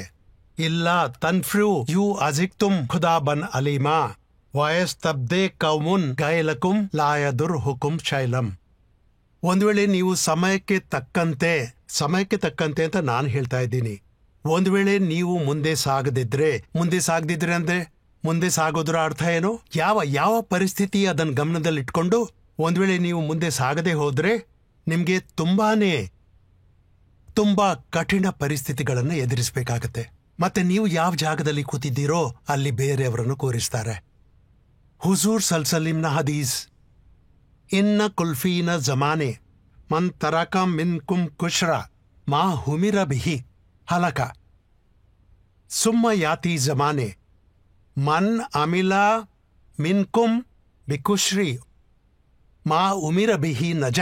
ಇಂದಿನ ಸಮಯದಲ್ಲಿ ನೋಡಿ, ಇದು ಎಷ್ಟು ಟೈಮ್ ಸೆನ್ಸಿಟಿವ್ ಸ್ಟೇಟ್ಮೆಂಟ್ ಆಗಿದೆ. ಇಂದಿನ ಸಮಯದಲ್ಲಿ ನಿಮ್ಗೆ ಏನ್ ಹೇಳಿಕೊಡ್ತಾರೆ ಅದರಲ್ಲಿ 10% ಕೂಡ ನೀವು ಬಿಟ್ರೆ ಆಗ ನೀವು ನಾಶವಾಗ್ತೀರಾ. ಅಂದ್ರೆ ನೀವು ಖಂಡಿತ ಫೇಲ್ ಆಗ್ಬಿಡ್ತೀರಾ. ಆ ನಂತರದ ಕಾಲ ಏನ್ ಬರುತ್ತೆ ಅದರಲ್ಲಿ ನೀವು 10% ಕೂಡ ಮಾಡಿ ಮುಗಿಸಿದ್ರೆ ನಿಮ್ಮ ಮೋಕ್ಷ ಖಂಡಿತ. ಅಂದ್ರೆ ಇದರ ಅರ್ಥ ಏನಾಯ್ತು? ಬದಲಾಗುತ್ತಿರುವ ಸಮಯವನ್ನು ನಮ್ ಕಣ್ಮುಂದೆನೆ ಇರಿಸ್ಕೋಬೇಕು ನಾವು. ಮತ್ತೆ ಅದರ ಪ್ರಕಾರನೇ ಅಣ್ಣ ನಮ್ಮನ್ನು ಬಿಟ್ಬಿಡಿ, ಈ ಪಾಕಿಸ್ತಾನವನ್ನು ಇಸ್ಲಾಂನ ಹೆಸರಲ್ಲಿ ಮಾಡಲಾಗಿತ್ತು, 1945ರಲ್ಲಿ ಆಗಿತ್ತು. 62ರವರೆಗೆ ಎಷ್ಟು ವರ್ಷ ಆಗತ್ತೆ? 15 ವರ್ಷದಲ್ಲಿ ಅವರು ಈ ಪರ್ಸನಲ್ ಲಾ ಅನ್ನ ಅದರ ಬಗ್ಗೆ ಇವರು ಹೇಳ್ತಾ ಇದ್ದಾರೆ. ಅದು ಇಲ್ದೆ ಪ್ರಾಕ್ಟೀಸ್ ಮಾಡಕ್ಕಾಗಲ್ಲ. ಅದನ್ನ ಅವರು ಬದಲಾಯಿಸ್ಬಿಟ್ರು, ಒಮ್ಮೆಲೆ ಬದಲಾಯಿಸ್ಬಿಟ್ರು. ಪಂಡಿತ್ ಅವರು ಜೀವಂತವಾಗಿದ್ದರು. ಹಿಂದೂ ಕೋರ್ಟ್ ಬಿಲ್ ಬಂದಾಗ ಪಂಡಿತ್ ಅವರಿಗೆ ಭಯ ಆಗಿತ್ತು. ಪಂಡಿತ್ ಅವರ ಮನಸ್ಸಲ್ಲಿ ಏನ್ ಭಯ ಇತ್ತು ಅಂದ್ರೆ, ಈ ಪಾಕಿಸ್ತಾನ್ ಇಡೀ ಜಗತ್ನಲ್ಲಿ ನಮ್ ವಿರುದ್ಧ ಪ್ರೊಪಗಾಂಡ ಮಾಡುತ್ತೆ, ನಾವು ಅದಕ್ಕಾಗೇ ವಿಭಜನೆ ಕೇಳಿದ್ದೆವು. ಭಾರತದಲ್ಲಿ ನಮ್ ಧರ್ಮ, ನಮ್ ಪ್ರಾಕ್ಟೀಸಸ್, ನಮ್ ಸಂಸ್ಕೃತಿ, ನಮ್ ಭಾಷೆ ಅಪಾಯಕ್ಕೆ ಈಡಾಗತ್ತೆ. ಇದನ್ನ ಅವರೇ ಖುದ್ದಾಗಿ ಹೇಳಿದ್ದಾರೆ. ಇದು ಡಾಕ್ಯುಮೆಂಟೆಡು. ಆದರೆ ಅವರ ಜೀವಮಾನದಲ್ಲೇ ಪಾಕಿಸ್ತಾನ್ 1962ರಲ್ಲಿ 3 ತಲಾಖನ ಪ್ರತಿಬಂಧಿಸಿದ್ರು, ಮತ್ತೆ ಪಾಲಿಗ್ಯಾಮಿ ಮೇಲೆ, ಬಹು ವಿವಾಹದ ಮೇಲೆ ಪ್ರತಿಬಂಧನೆ ಇಟ್ರು. ಪಾಕಿಸ್ತಾನ ಇದನ್ನ ಮಾಡಬಹುದು, ನಾವಲ್ಲ. ನಾವು ನಮ್ಮ ಧರ್ಮ ಅದ್ಭುತವಾಗಿದೆ, ನಾವು ಮಾಡಲ್ಲ, ನಾವು ಮುಂದೆ ಹೋಗಲ್ಲ. ಸರಿ ಆರಿಫ್ ಸರ್, ಈಗ ಒಂದು ಬ್ರೇಕ್ ತಗೊಳ್ಳೋಣ.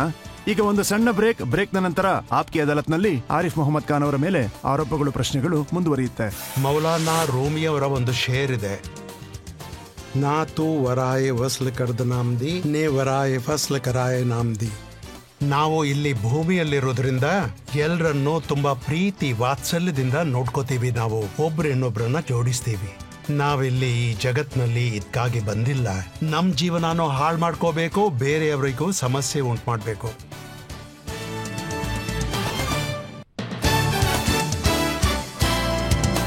Welcome back. ಆಪ್ಕಿ ಅದಾಲತ್ನಲ್ಲಿ ಇವತ್ತು ನಮ್ಮ ಅತಿಥಿಯಾಗಿ ಬಂದಿರೋದು ಕೇರಳದ ಗವರ್ನರ್ ಆರಿಫ್ ಮೊಹಮ್ಮದ್ ಖಾನ್ ಅವರು. ಆಪ್ಕಿ ಅದಾಲತ್ನಲ್ಲಿ ಮುಂದಿನ ಆರೋಪ. ಆಪ್ಕಿ ಅದಾಲತ್ನಲ್ಲಿ ಕೇರಳದ ಗವರ್ನರ್ ಆರಿಫ್ ಮೊಹಮ್ಮದ್ ಖಾನ್ ಮುಸಲ್ಮಾನರ ಭಾವನೆಗೆ ನೋವನ್ನ ಉಂಟು ಮಾಡಿದ್ದಾರೆ ಅಂತ ಆರೋಪವಿದೆ. ನೋಡಿ, ತುಂಬಾ ಜನರು ಏನ್ ಹೇಳ್ತಾರೆ ಅಂದ್ರೆ ಉಲೇಮಾ ಅವರು, ಮೌಲಾನಾ ಅವರು, ಅವ್ರು ಹೇಳ್ತಾರೆ ಮುಸ್ಲಿಂ ಸಮಾಜದ ಮೇಲೆ ಯಾರಾದ್ರೂ ಬೆರಳು ತೋರಿಸಿದ್ರೆ, CAA ಬಗ್ಗೆ ಮಾತಾಡಿದ್ರೆ, UCC ಬಗ್ಗೆ ಮಾತಾಡಿದ್ರೆ ಅಂತವ್ರನ್ನ ನಾವು ಪ್ರೋತ್ಸಾಹಿಸೋದಿಲ್ಲ, ಆದ್ರೆ ಆರಿಫ್ ಅವರು ಸಪೋರ್ಟ್ ಮಾಡ್ತಾರೆ ಅಂತ. ನೋಡಿ, ಜುಲುಂ ಬಗ್ಗೆ ಮಾತಾಡೋದಾದ್ರೆ ನಾನು ನಿಮ್ಗೆ ಹೇಳ್ತೀನಿ. ಉತ್ತರ ಪ್ರದೇಶದಲ್ಲಿ AAMMನ ಅಧ್ಯಕ್ಷರು ಶೌಕತ್ ಅಲಿ ಅವ್ರು ಹೇಳೋದೇನೆಂದ್ರೆ, ಗೋಷ್ಠನ ಹೆಸರಲ್ಲಿ ಮುಸಲ್ಮಾನರ ಲಿಂಚಿಂಗ್ ಆಗ್ತಿದೆಯಂತೆ. ಮುಸಲ್ಮಾನರ ಇಲಾಖೆಯಲ್ಲಿ ಬ್ಯಾಂಕ್ ಖಾತೆಗಳನ್ನ ಬ್ಲ್ಯಾಕ್ ಲಿಸ್ಟ್ ಮಾಡ್ತಾ ಇದಾರಂತೆ, ಗಡ್ಡ ಟೋಪಿಗಳನ್ನ ಗುರಿಯಾಗಿಟ್ಕೊಂಡಿದ್ದಾರೆ. ಲಿಂಚಿಂಗ್ ಅಬ್ದುಲ್ ಅವ್ರಿಗಾಗ್ತಾ ಇದ್ರೆ ಆರಿಫ್ ಅವ್ರು ಏನು ಮಾತಾಡದೆ ಸುಮ್ಮನೆ ಇದ್ದಾರೆ ಅಂತ. ನೀವು ಇದನ್ನು ನಿರ್ಧಾರ ಮಾಡಬೇಕು. ಅಂದ್ರೆ ಎಲ್ಲಿ, ಯಾವಾಗ್ಲೂ, ಯಾವ ಜಾಗದಲ್ಲಿ ಮಾತಾಡಬೇಕು, ಯಾವ ಸಮಯದಲ್ಲಿ. ಪ್ರೆಸ್ನಲ್ಲೇ ಮಾತನಾಡುವ ಅಗತ್ಯವಿಲ್ಲ. ಸಾಮಾನ್ಯ ಮುಸಲ್ಮಾನರು ಅವ್ರಿಗೆ ಏನನ್ಸ್ತು ಅಂದ್ರೆ, ಕೇರಳ ಸ್ಟೋರಿ ಮಾಡಿದಾಗ ಸೊ ನಮ್ಮನ್ನ ಟಾರ್ಗೆಟ್ ಮಾಡೋದಕ್ಕೆ ಮಾಡಿರೋದು ಅಂತ, ಮುಸಲ್ಮಾನರ ಮೇಲೆ ದಾಳಿ ಮಾಡೋದಕ್ಕೆ ಮಾಡಿರೋದು ಅಂತ. ಕೇರಳದಲ್ಲಿ ಅದ್ಭುತವಾದ ಸ್ಥಿತಿ ಇದೆ.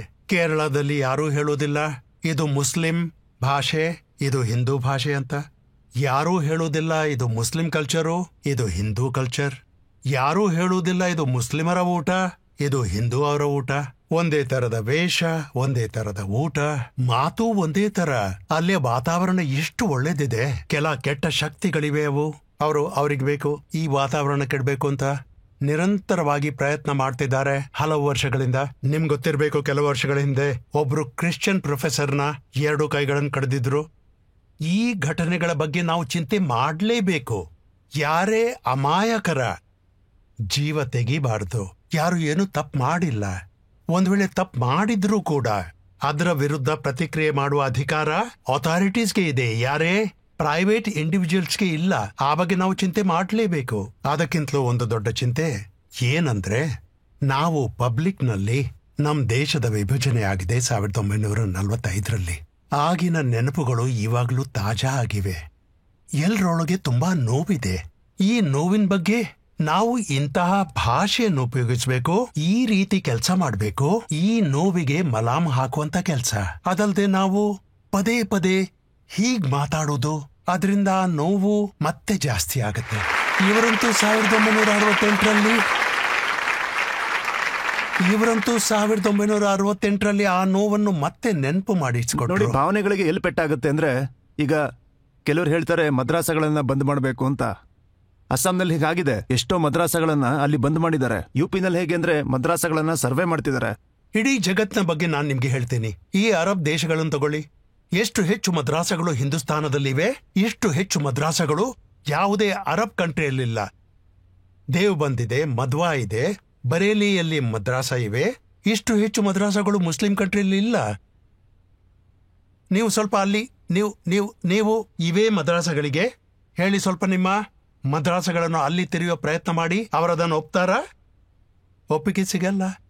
ಹಿಂದೂಸ್ತಾನದಲ್ಲಿ ಏನ್ ಮಾಡಿದ್ರೂ ಒಪ್ಪಿಗೆ ಸಿಕ್ಕೇ ಸಿಗುತ್ತೆ. ವಿಷಯ ಇಷ್ಟೇ, ನೀವು ಕಾನೂನಿನ ಚೌಕಟ್ಟಿನ ಒಳಗಿದ್ದೇನ್ ಮಾಡ್ತೀರಾ, ಅದಕ್ಕೆ ಒಪ್ಪಿಗೆ. ಓವೈಸಿ ಅವರು ಒಂದು ಮಾತು ಹೇಳಿದ್ರು, ಏನು ಅಂದ್ರೆ ಈ ಮದ್ರಾಸಗಳು ದೇಶದ ಸ್ವಾತಂತ್ರ್ಯಕ್ಕಾಗಿ ಮುಖ್ಯ ಪಾತ್ರವನ್ನು ವಹಿಸಿದೆ ಅಂತ, ದೇಶಕ್ಕೆ ಸ್ವಾತಂತ್ರ್ಯ ತಂದ್ಕೊಡ್ತು ಅಂತ. ಈಗ ಅದ್ರ ಮೇಲೆ ಅನುಮಾನ ಬರೋಕ್ ಶುರುವಾಗಿದೆ, ಏನಂದ್ರೆ ಅಲ್ಲಿ ದೇಶ ವಿರೋಧಿ ಕೃತ್ಯಗಳನ್ನ ಹೇಳ್ಕೊಡ್ತಾರೆ, ಕಲಿಸ್ತಾರೆ ಅಂತ. ನನ್ ಗೊತ್ತಿಲ್ಲ ಹೀಗೆ ಯಾರು ಮಾತಾಡ್ತಾರೆ, ಆದ್ರೆ ನನ್ಗೆ ಇಷ್ಟು ಮಾತ್ರ ಗೊತ್ತಿದೆ. ಹೆಸರು ನಾನು ಯಾರ ಹೆಸರು ತಗೊಳ್ಳೋದಿಲ್ಲ, ಇಷ್ಟು ಮಾತ್ರ ಗೊತ್ತಿದೆ. ನೀವು ಯಾರ ಹೆಸರು ತಗೋತಿದ್ದೀರಾ, ಅವರು ಯಾವ ಸಂಸ್ಥೆಗೆ ಕಾರ್ಯ ಮಾಡ್ತಾರೆ. ಇಡೀ ದೇಶಕ್ಕೆ 1947ರಲ್ಲಿ ಸ್ವಾತಂತ್ರ್ಯ ಸಿಕ್ತು, ಮತ್ತೆ ಹೈದರಾಬಾದ್ಗೆ ಸ್ವಾತಂತ್ರ್ಯ ಸಿಗಲು ಇನ್ನೂ 13 ತಿಂಗಳು ಬೇಕಾಯ್ತು. ಯಾರಿಂದಾಗಿ ಆಯ್ತು? ಇದೇ ಸಂಸ್ಥೆಯಿಂದಾಗಿ. ಮತ್ತೆ ಈ ಸಂಸ್ಥೆಯ ಯಾರು ಫೌಂಡರ್ ಇದ್ರು, ಕಾಸಿಂ ರಿಜ್ವಿ. ನೀವು ಇತಿಹಾಸ ಓದ್ಕೊಳ್ಳಿ, ಆ ಸಮಯದಲ್ಲಿ ಏನೆಲ್ಲ ಆಗಿಲ್ಲ. ಅದಲ್ಲದೆ ಜನರು ಹೀಗೂ ಬರೆದಿದ್ದಾರೆ, ಅಕ್ಟೋಬರ್ನಲ್ಲಿ ಪೊಲೀಸ್ ಆಕ್ಷನ್ ಯಾವಾಗ ಆಯಿತು, ಆಗ ಹಲವಾರು ವಿಷಯಗಳನ್ನು ರಿಪೋರ್ಟ್ ಮಾಡಲಾಗಿತ್ತು, ಕೆಲವೆಡೆ ಆಕ್ಷನ್ ಎಕ್ಸೆಸ್ ಆಗಿತ್ತು. ಅದರ ಜಸ್ಟಿಫಿಕೇಶನ್ಗಾಗಿ ಯಾರೋ ಆರ್ಗ್ಯುಮೆಂಟ್ ಮಾಡಿದ್ರು. ನೋಡಿ, ಈ ನಮ್ಮ ಸೇನೆ ಅಥವಾ ಪೊಲೀಸ್ನವರು ಅವರು ಹೈದರಾಬಾದ್ನ ಹೊರಗೆ ಇದ್ರು, ಗವರ್ಮೆಂಟ್ನ ಆಜ್ಞೆಯನ್ನ ಕಾಯ್ತಾ ಇದ್ರು. ಅವರು 13 ತಿಂಗಳವರೆಗೆ ಸಮಾಚಾರ ಓದ್ತಾ ಇದ್ರು. ಹೇಗೆ ಮಹಿಳೆಯರ ಜೊತೆ ಬಲಾತ್ಕಾರವಾಗಿತ್ತು, ಹೇಗೆ ಅಮಾಯಕರ ಜೀವ ಹೋಯಿತು, ಮತ್ತೆ ಅವರ ಒಳಗಿನ ಸಿಟ್ಟು ಎಲ್ಲ ಹೇಗೆ ಹೊರಗೆ ಬರ್ತಾ ಇತ್ತು. ಈ ವಿಷಯಗಳೆಲ್ಲ ಇತಿಹಾಸದಲ್ಲಿ ಇದೆ. ಇವಕ್ಕೆಲ್ಲ ಯಾರು ಹೊಣೆಗಾರರು? ಅವರೀಗ ನಮ್ಗೆ ಸ್ವಾತಂತ್ರ್ಯದ ಪಾಠ ಕಲಿಸ್ತಾ ಇದ್ದಾರೆ. ಆ ಕಾರಣದಿಂದಾಗೆ ಹೈದರಾಬಾದ್ನ ಸ್ವಾತಂತ್ರ್ಯ 13 ತಿಂಗಳು ಅಲ್ಲಿವರೆಗೆ ಅವರಿಗೆ ಸ್ವಾತಂತ್ರ್ಯ ಸಿಕ್ಕಿಲ್ಲ. ಈಗ ಇನ್ನೊಂದ್ರ ಬಗ್ಗೆ ಕೂಡ ತುಂಬಾ ಚರ್ಚೆ ಆಗ್ತಿದೆ, ಅದು ಲವ್ ಜಿಹಾದ್.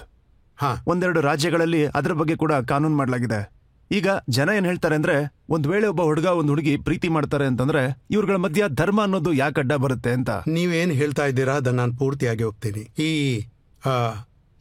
ಹೃದಯದ ವಿಷಯದಲ್ಲಿ ಯಾರು ಯಾರ ಜೊತೆಗೆ ಹೋಗ್ತಾರೆ ಆ ಬಗ್ಗೆ ನಮ್ಗೆ ಸಂಬಂಧನೇ ಇಲ್ಲ. ಆದ್ರೆ ಒಂದು ವಿಷಯ, ಒಂದು ಪಾಠ ಕಲಿಬೇಕು. ಜಿಹಾದದ ಶಬ್ದ ತನ್ನಷ್ಟಕ್ಕೆ ನೀವು ಕುರಾನ್ದಲ್ಲಿ ಏನ್ ಬರ್ದಿದೆ ಅಂತ ನೋಡಿದ್ರೆ, ಜಿಹಾದ್ ಆವಾಗ ಮಾತ್ರ ಆಗತ್ತೆ ಯಾವಾಗ ನಿಮ್ಮೇಲೆ ನಿಮ್ಮ ಧರ್ಮದ ಪ್ರಕಾರ ನಿಮ್ಮೇಲೆ ಹಿಂಸೆ ಮಾಡಿದ್ರೆ, ಆಗ್ಲೂ ನೀವು ಮಾಡೋಕ್ಕಾಗಲ್ಲ.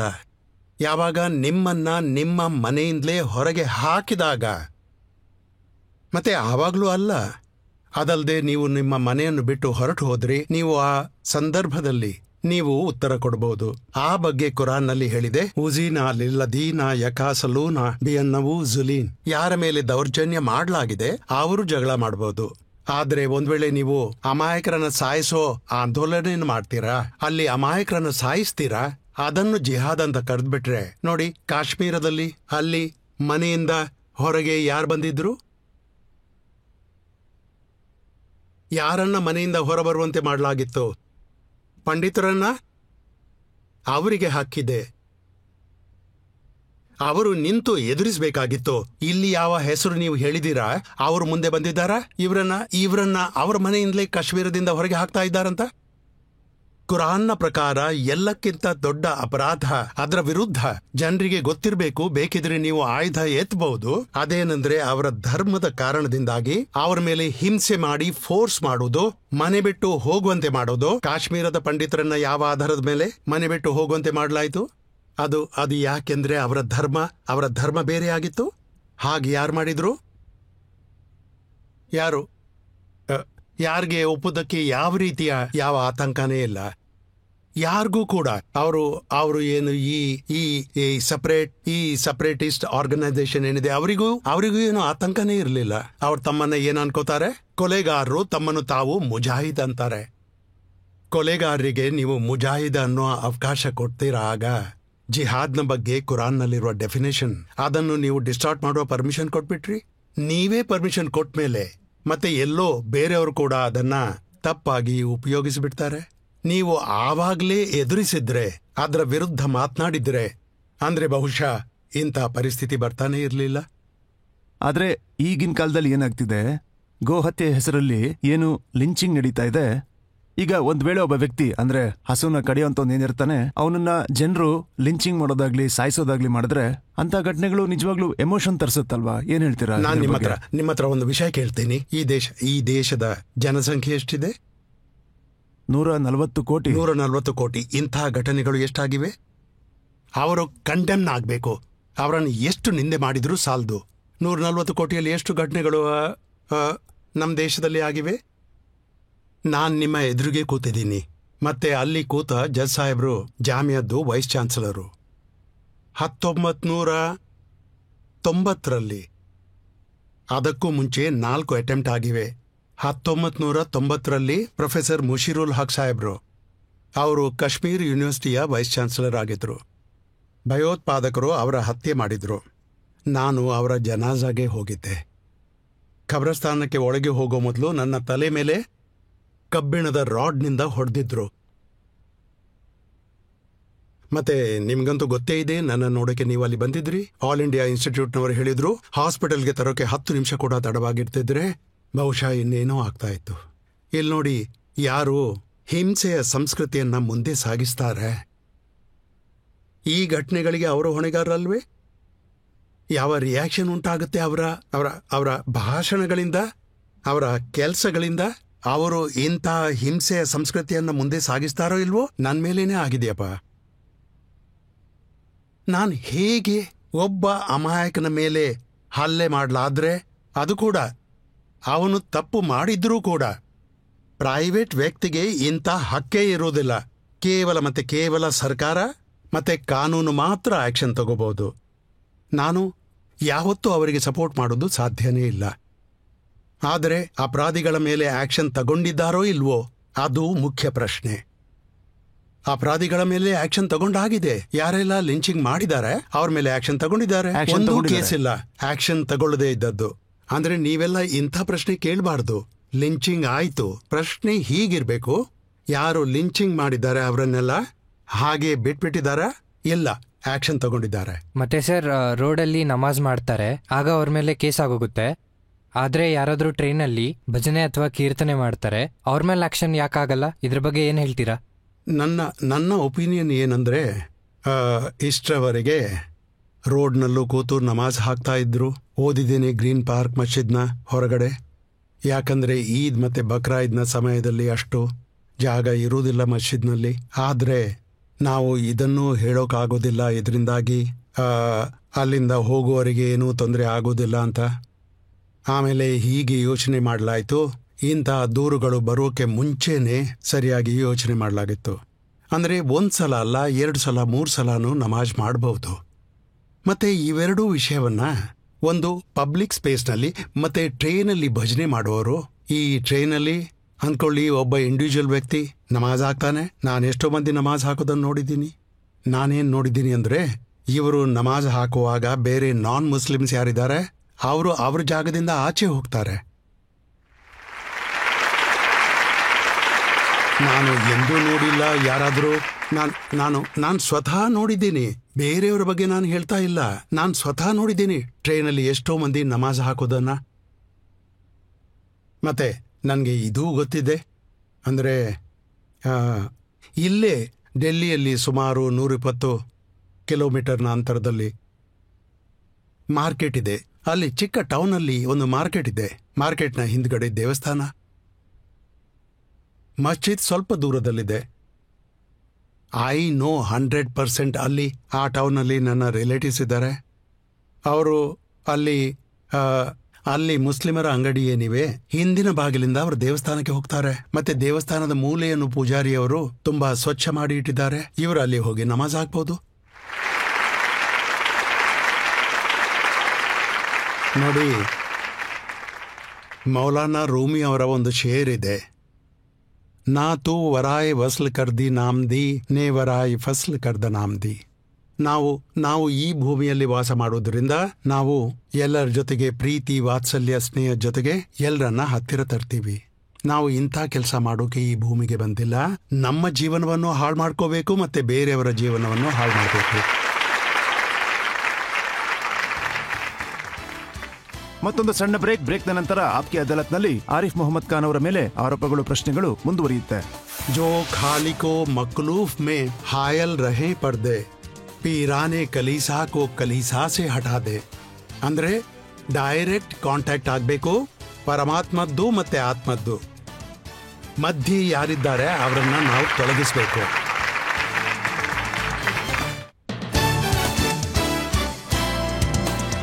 Welcome back. ಆಪ್ಕಿ ಅದಾಲತ್ನಲ್ಲಿ ಇವತ್ತು ಮೊಕದ್ದಮೆಯನ್ನ ಹೂಡಿದೀವಿ, ಪ್ರಶ್ನೆಗಳನ್ನ ಕೇಳ್ತಾ ಇದ್ದೀವಿ ಕೇರಳದ ಗವರ್ನರ್ ಆರಿಫ್ ಮೊಹಮ್ಮದ್ ಖಾನ್ ಅವರನ್ನ. ಆಪ್ಕಿ ಅದಾಲತ್ನಲ್ಲಿ ಮುಂದಿನ ಆರೋಪ. ಆಪ್ಕಿ ಅದಾಲತ್ನಲ್ಲಿ ಕೇರಳದ ಗವರ್ನರ್ ಆರಿಫ್ ಮೊಹಮ್ಮದ್ ಖಾನ್ ರವರು ಮುಸಲ್ಮಾನರ ದಾರಿ ತಪ್ಪಿಸುತ್ತಿದ್ದಾರೆ ಅಂತ ಆರೋಪವಿದೆ. ಈ ಆರೋಪ ಬಂದು ಕೇರಳದ ಮುಖ್ಯಮಂತ್ರಿಗಳದು. ಅವ್ರು ಹೇಳೋದೇನೆಂದ್ರೆ, ಗವರ್ನರ್ ಸಾಹೇಬ್ರು RSS ನ ಆಯುಧ ತರ ಕೆಲಸ ಮಾಡ್ತಾ ಇದ್ದಾರೆ, ಟೂಲ್ ತರ ಕೆಲಸ ಮಾಡ್ತಾ ಇದ್ದಾರೆ, ಪ್ರತಿದಿನ ಮುಸಲ್ಮಾನರಿಗೆ ವಿರುದ್ಧವಾಗಿ ಇರ್ತಾರೆ ಅಂತ. ನಾನು ಏನು ಹೇಳಲಿ? ನಾನು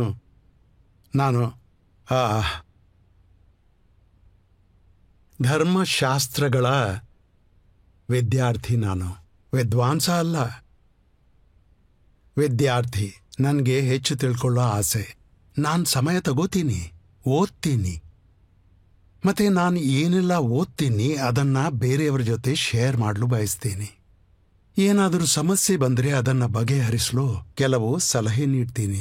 ನನ್ನ ಬಗ್ಗೆ ಯಾರು ಹೀಗೆ ಹೇಳ್ತಾರೆ, ನಾನು ಧರ್ಮಶಾಸ್ತ್ರ ಪಾಲಿಸೋದಿಲ್ಲ,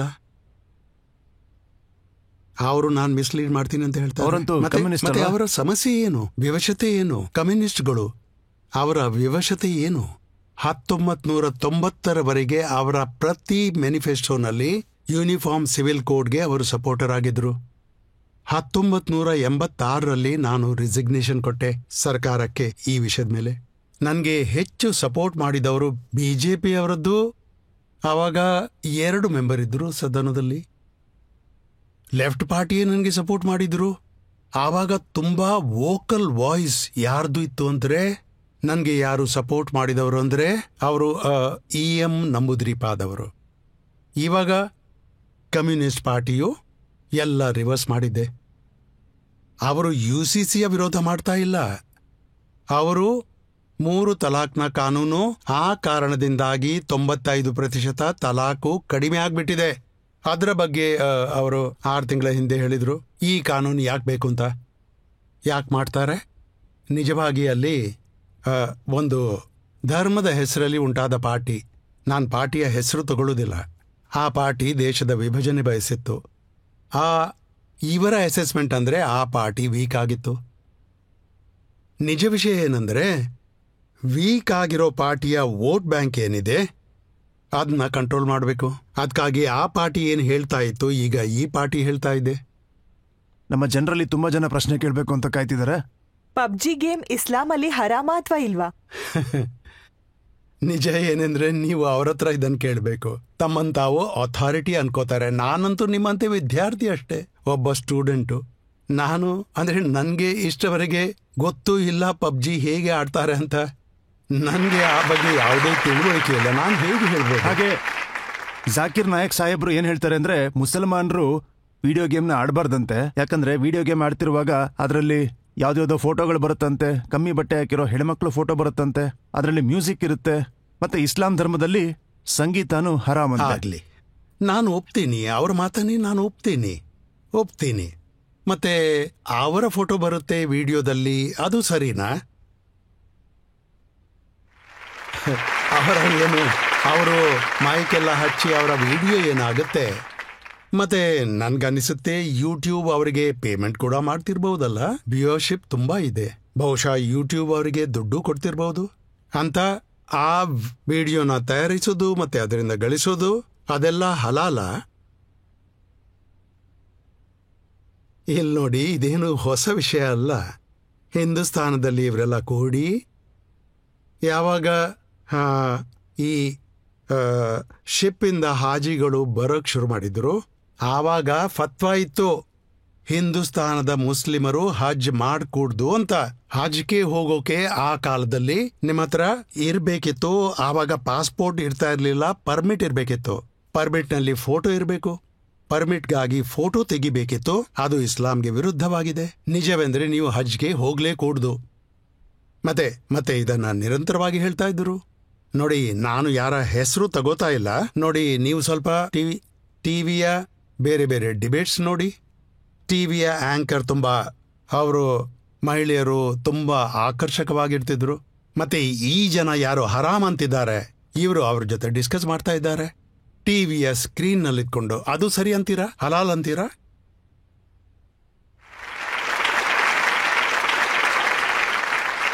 ಈಗ ಟಿವಿ ಆಂಕರ್ ಬಗ್ಗೆ ಹೇಳೋದಾದ್ರೆ ಪಾಕಿಸ್ತಾನದಲ್ಲಿ ಒಬ್ರು ಆಂಕರ್ ಇದ್ದಾರೆ. ಅವರು ಒಬ್ರು ಮೌಲಾನನ ಕೇಳ್ತಾರೆ, ನೋಡಿ ನೀವು ಹೇಳ್ತೀರಾ ನೀವು ಜನ್ನತ್ತಿಗೆ ಹೋದಾಗ ಅಲ್ಲಿ ಕನ್ಯರು ಸಿಗ್ತಾರೆ ಅಂತ.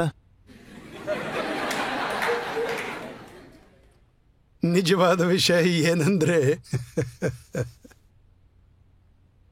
ಗೊತ್ತಿಲ್ಲ. ಅದು ಒಮ್ಮೆ ಸ್ವಾಮಿ ವಿವೇಕಾನಂದರಿಗೆ ಒಬ್ರು ಪ್ರೊಫೆಸರ್ ಪ್ರಶ್ನೆ ಮಾಡಿದ್ರು. ನೀವು ರಸ್ತೆಯಲ್ಲಿ ನಡೀತಾ ಇರುವಾಗ ಮತ್ತೆ ಅಲ್ಲಿ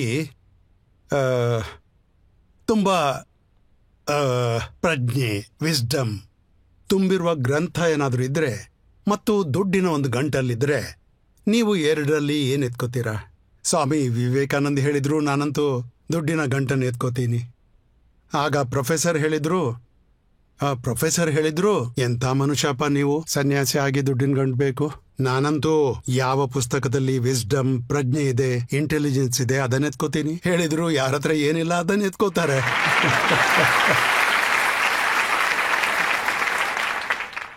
ಏನಂದ್ರೆ ಯಾವ ವಿಷಯ ಇಲ್ಲ, ಅವರಿಗೆ ಅವರ ಮನಸ್ಸಲ್ಲಿ ಆ ಬಗ್ಗೆ ಆಕರ್ಷಣೆ ಇರುತ್ತೆ. ನಾನಷ್ಟೇ ಕಮೆಂಟ್ ಮಾಡಬಲ್ಲೆ, ಅದಕ್ಕಿಂತ ಹೆಚ್ಚೇನಿಲ್ಲ. ಆದ್ರೆ ಈ ತರ ಎಲ್ಲಾದ್ರೂ ಬರ್ದಿದಾರ ಜನ್ನತ್ತಲ್ಲಿ ಕನ್ಯರು ಇರ್ತಾರೆ ಅಂತ, ಒಬ್ಬೊಬ್ಬ ಮನುಷ್ಯನಲ್ಲೂ 10 ಮನುಷ್ಯರ ತಾಕತ್ ಬರುತ್ತೆ ಅಂತ, ನಿಮಗೆ ಶಕ್ತಿ ಬರುತ್ತೆ ಅಂತ ಎಲ್ಲಾದ್ರೂ ಏನಾದ್ರೂ ಬರ್ದಿದಾರ?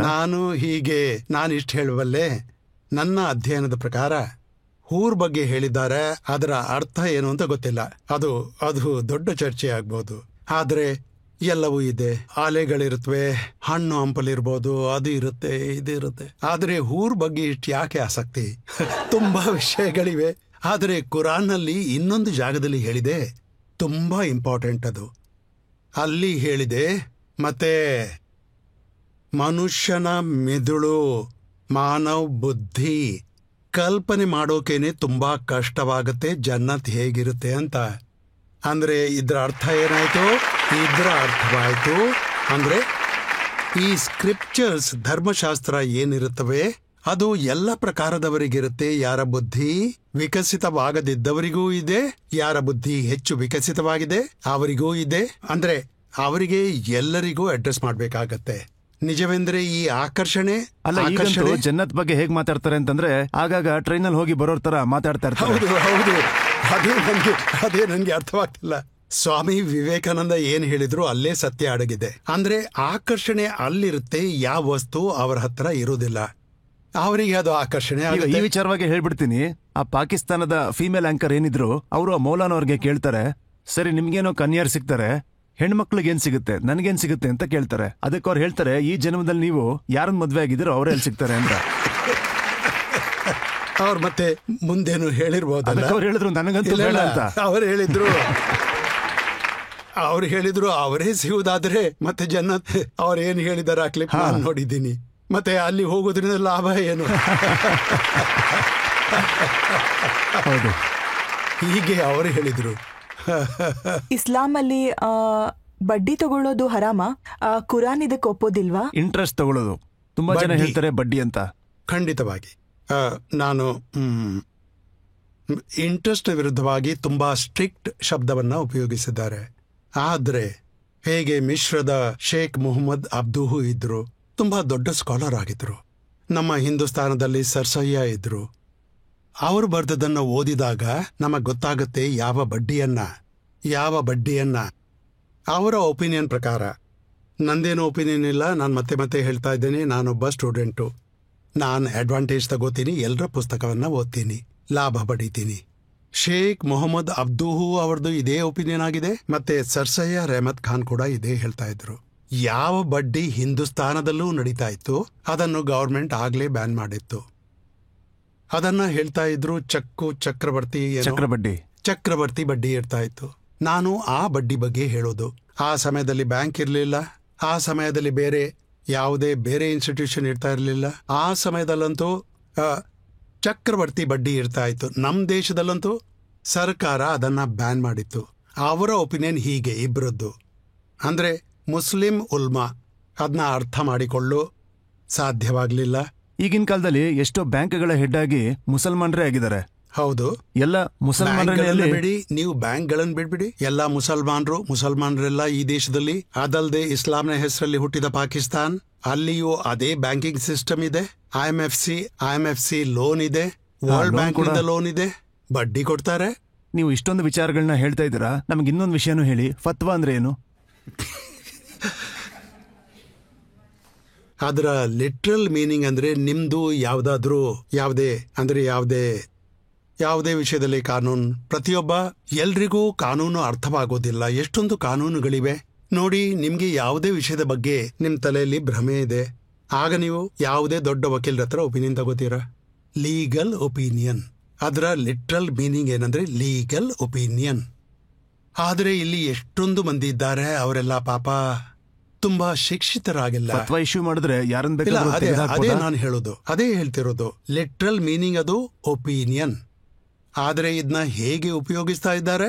ಒಂದು ನ್ಯಾಯಾಲಯದ ಆರ್ಡರ್ನ ಹಾಗೆ. ಫತ್ವಾ ಕೊಡ್ತಾರೆ, ಇವರನ್ನ ಹೊರಗೆ ಹಾಕಿ. ಫತ್ವಾ ಕೊಡ್ತಾರೆ, ಈ ನಿಕಾ ಸರಿಯಾಗಿಲ್ಲ. ಫತ್ವಾ ಕೊಡ್ತಾರೆ, ಇವ್ರ ಜೊತೆಗಿರ್ಕೂಡ್ದು. ಅಯ್ಯೋ, ಇದೇನ್ ನ್ಯಾಯಾಲಯನ ಇವರಿಗೆ ಆರ್ಡರ್ ಕೊಡುವ ಹಕ್ಕಿದೆ? ಇವರು ಒಪಿನಿಯನ್ ಕೊಡ್ಬಹುದು. ಮತ್ತೆ ಯಾವಾಗ ಸಿಕ್ಕಾಕೋತಾರೆ ಹೀಗೇನೆ ಹೇಳ್ತಾರೆ, ನಾವೆಲ್ಲಿ ಆರ್ಡರ್ ಕೊಟ್ಟಿದ್ದೇವೆ, ನಾವು ಒಪಿನಿಯನ್ ಕೊಟ್ಟಿದ್ದೇವೆ. ಅಂದ್ರೆ ನೀವು ಇಲ್ಲ ಅನ್ಬಹುದಾ? ಒಬ್ಬ ಸಾಮಾನ್ಯ ವ್ಯಕ್ತಿ ನೀವು ಹೀಗೆ ಇಂಪ್ರೆಷನ್ ಮಾಡ್ಬಿಟ್ಟಿದ್ದೀರಾ ಈ ಧರ್ಮಕ್ಕೆ. ಧರ್ಮದ ಪ್ರಕಾರ ಯಾವಾಗ್ಲೂ ಜನರಿಗೆ ಅನ್ಸುತ್ತೆ ಇದು ಅನ್ವಯ ಆಗ್ಲೇಬೇಕು ಅಂತ. ಬೇಡ ಅನ್ನೋಕೆ ಆಗಲ್ಲ, ಬೇಕಂತಲೇ ಇಂಥ ಪರಿಸ್ಥಿತಿ ನಿರ್ಮಾಣ ಮಾಡಿದ್ದಾರೆ. ಇಂಥ ಒಂದು ಪರಿಸ್ಥಿತಿಲಿ ಸಾಮಾನ್ಯ ಮನುಷ್ಯರು ಏನ್ ಮಾಡ್ಬೇಕು ಅಂತ ಹೇಳ್ತೀರಾ? ಶಿಕ್ಷಣ. ನಿಮ್ಗೆ ಯಾರು ಸುರಕ್ಷೆ ಕೊಡಕ್ಕಾಗಲ್ಲ. ನಿಮ್ಮಲ್ಲಿ ಒಂದ್ ವೇಳೆ ಶಿಕ್ಷಣ ಇಲ್ದಿದ್ರೆ ಯಾರು ಸುರಕ್ಷೆ ಕೊಡಕ್ಕಾಗಲ್ಲ. ಜನರಿಗೆ ಶೋಷಣೆ ಆಗ್ಬಾರ್ದು ಅಂದ್ರೆ, ಜೀವನದಲ್ಲಿ ಮುಂದೆ ಸಾಗೋಕೆ ನಿಮ್ಗೆ ಶಿಕ್ಷಣ ಬೇಕೇ ಬೇಕು. ಶೋಷಣೆಯಿಂದ ಬಚಾವಾಗಬೇಕಾದ್ರೆ ಎಲ್ಲಕ್ಕಿಂತ ದೊಡ್ಡ ಶಸ್ತ್ರ ಇಲ್ಮ್, ಶಿಕ್ಷಣ. ನೀವು ಮೊದಲು ಶಿಕ್ಷಿತರಾಗಬೇಕು. ಆಗ ಯಾರೇ, ನಾನು ನಿಮಗೆ ಕುರಾನ್ನಲ್ಲಿ ಒಂದು ಕಾಯತವಿದೆ. ವಯ್ಯದ ಅಂದ್ರೆ ಹೇಳಿದ್ದಾರೆ ಪ್ರೊಫೆಟಿಕ್ ಮಿಷನ್ ಏನು ಅಂತ. ಪ್ರೊಫೆಟ್ನ ಕೆಲಸ ಏನು? 3 ಆಯತದಲ್ಲಿ ಹೇಳಿದ್ದಾರೆ ಪ್ರೊಫೆಟ್ನ ಕೆಲಸ ಏನು ಅಂತ. ಒಂದು ಟ್ರೈನಿಂಗ್ ಕೊಡೋದು, ಶಿಕ್ಷಣ ನೀಡೋದು. ಆದ್ರೆ ಒಂದು ಆಯತಿದೆ 4ನೇದ್ದು. ಅದ್ರಲ್ಲಿದೆ ವಯ್ಯದಾ ಅನ್ಹುಂ ಇಸ್ರಹುಂ ವಲ್ ಅಗ್ಲಲಾಲ್ ಲತಿ ಖಾನ್ ಅಲೈ. ಮತ್ತೆ ಪ್ರಾಫೆಟ್ನ ಕೆಲಸ, ಪ್ರಾಫೆಟ್ ಮಾತ್ರ ಅಲ್ಲ, ಕುರಾನ್ನ ಪ್ರಕಾರ ಪ್ರತಿ ದೇಶದಲ್ಲಿ ಪ್ರತಿ ವ್ಯಕ್ತಿಯಲ್ಲಿ ಪ್ರಾಫೆಟ್ ಬರ್ತಾನೆ. ಬಹುಶಃ ನಮ್ಮ ಇಲ್ಲಿ ಅದನ್ನ ಅವತಾರ ಅಂತಾರೆ. ಹೇಳಲಾಗಿದೆ ಇವರ ಮಿಷನ್ ಏನು ಅಂತ. ಇವರ ಮಿಷನ್ ಏನಂದ್ರೆ ಜನರ ಕತ್ತಿನಲ್ಲಿ ಮತ್ತು ಕಾಲಲ್ಲಿ ಹಾಕಲಾದ ಸಂಕೋಲೆಗಳಿಂದ ಅವರಿಗೆ ಮುಕ್ತಿ ನೀಡುವುದು. ಮತ್ತೆ ಈ ಆಯತನ ಅದನ್ನೇ ನನ್ಗೆ ಅನ್ಸುತ್ತೆ, ಅಂದ್ರೆ ತುಂಬಾ ಜನ ಬರೆದಿದ್ದಾರೆ, ಅದು ನನ್ನ ಹೃದಯಕ್ಕೆ ತಟ್ಟುತ್ತೆ. ಅಲ್ಲಾಮೆ ಅಕ್ಬಾಲ್ ಹೇಳಿದ್ದಾರೆ. ಇದೇ ಆಯತ್ನ ಒಂದು ರೀತಿಯಿಂದ ಅದು ಪ್ರತಿಬಿಂಬದಂತೆ ನಮಗೆ ಕಾಣಿಸುತ್ತೆ. ಹೇಳಿದ್ದಾರೆ, ಕ್ಯೂ ಖಾಯಕೋ ಮಕ್ಲೂಕ್ ಮೇ ಹಾಯಲ್ ರಹೇ ಪರ್ದೆ ಪೀರಾನೆ ಖಲೀಸಾ ಕೋ ಖಲೀಸಾ ಸೆ ಹಟಾದೋ. ಅದರ ಅರ್ಥ ಡೈರೆಕ್ಟ್ ಕಾಂಟ್ಯಾಕ್ಟ್ ಆಗಬೇಕು ಪರಮಾತ್ಮನದ್ದು ಮತ್ತೆ ಆತ್ಮದ್ದು. ಮಧ್ಯೆ ಯಾರಿರ್ತಾರೆ ಅವರನ್ನ ತೊಲಗಿಸ್ಬೇಕು.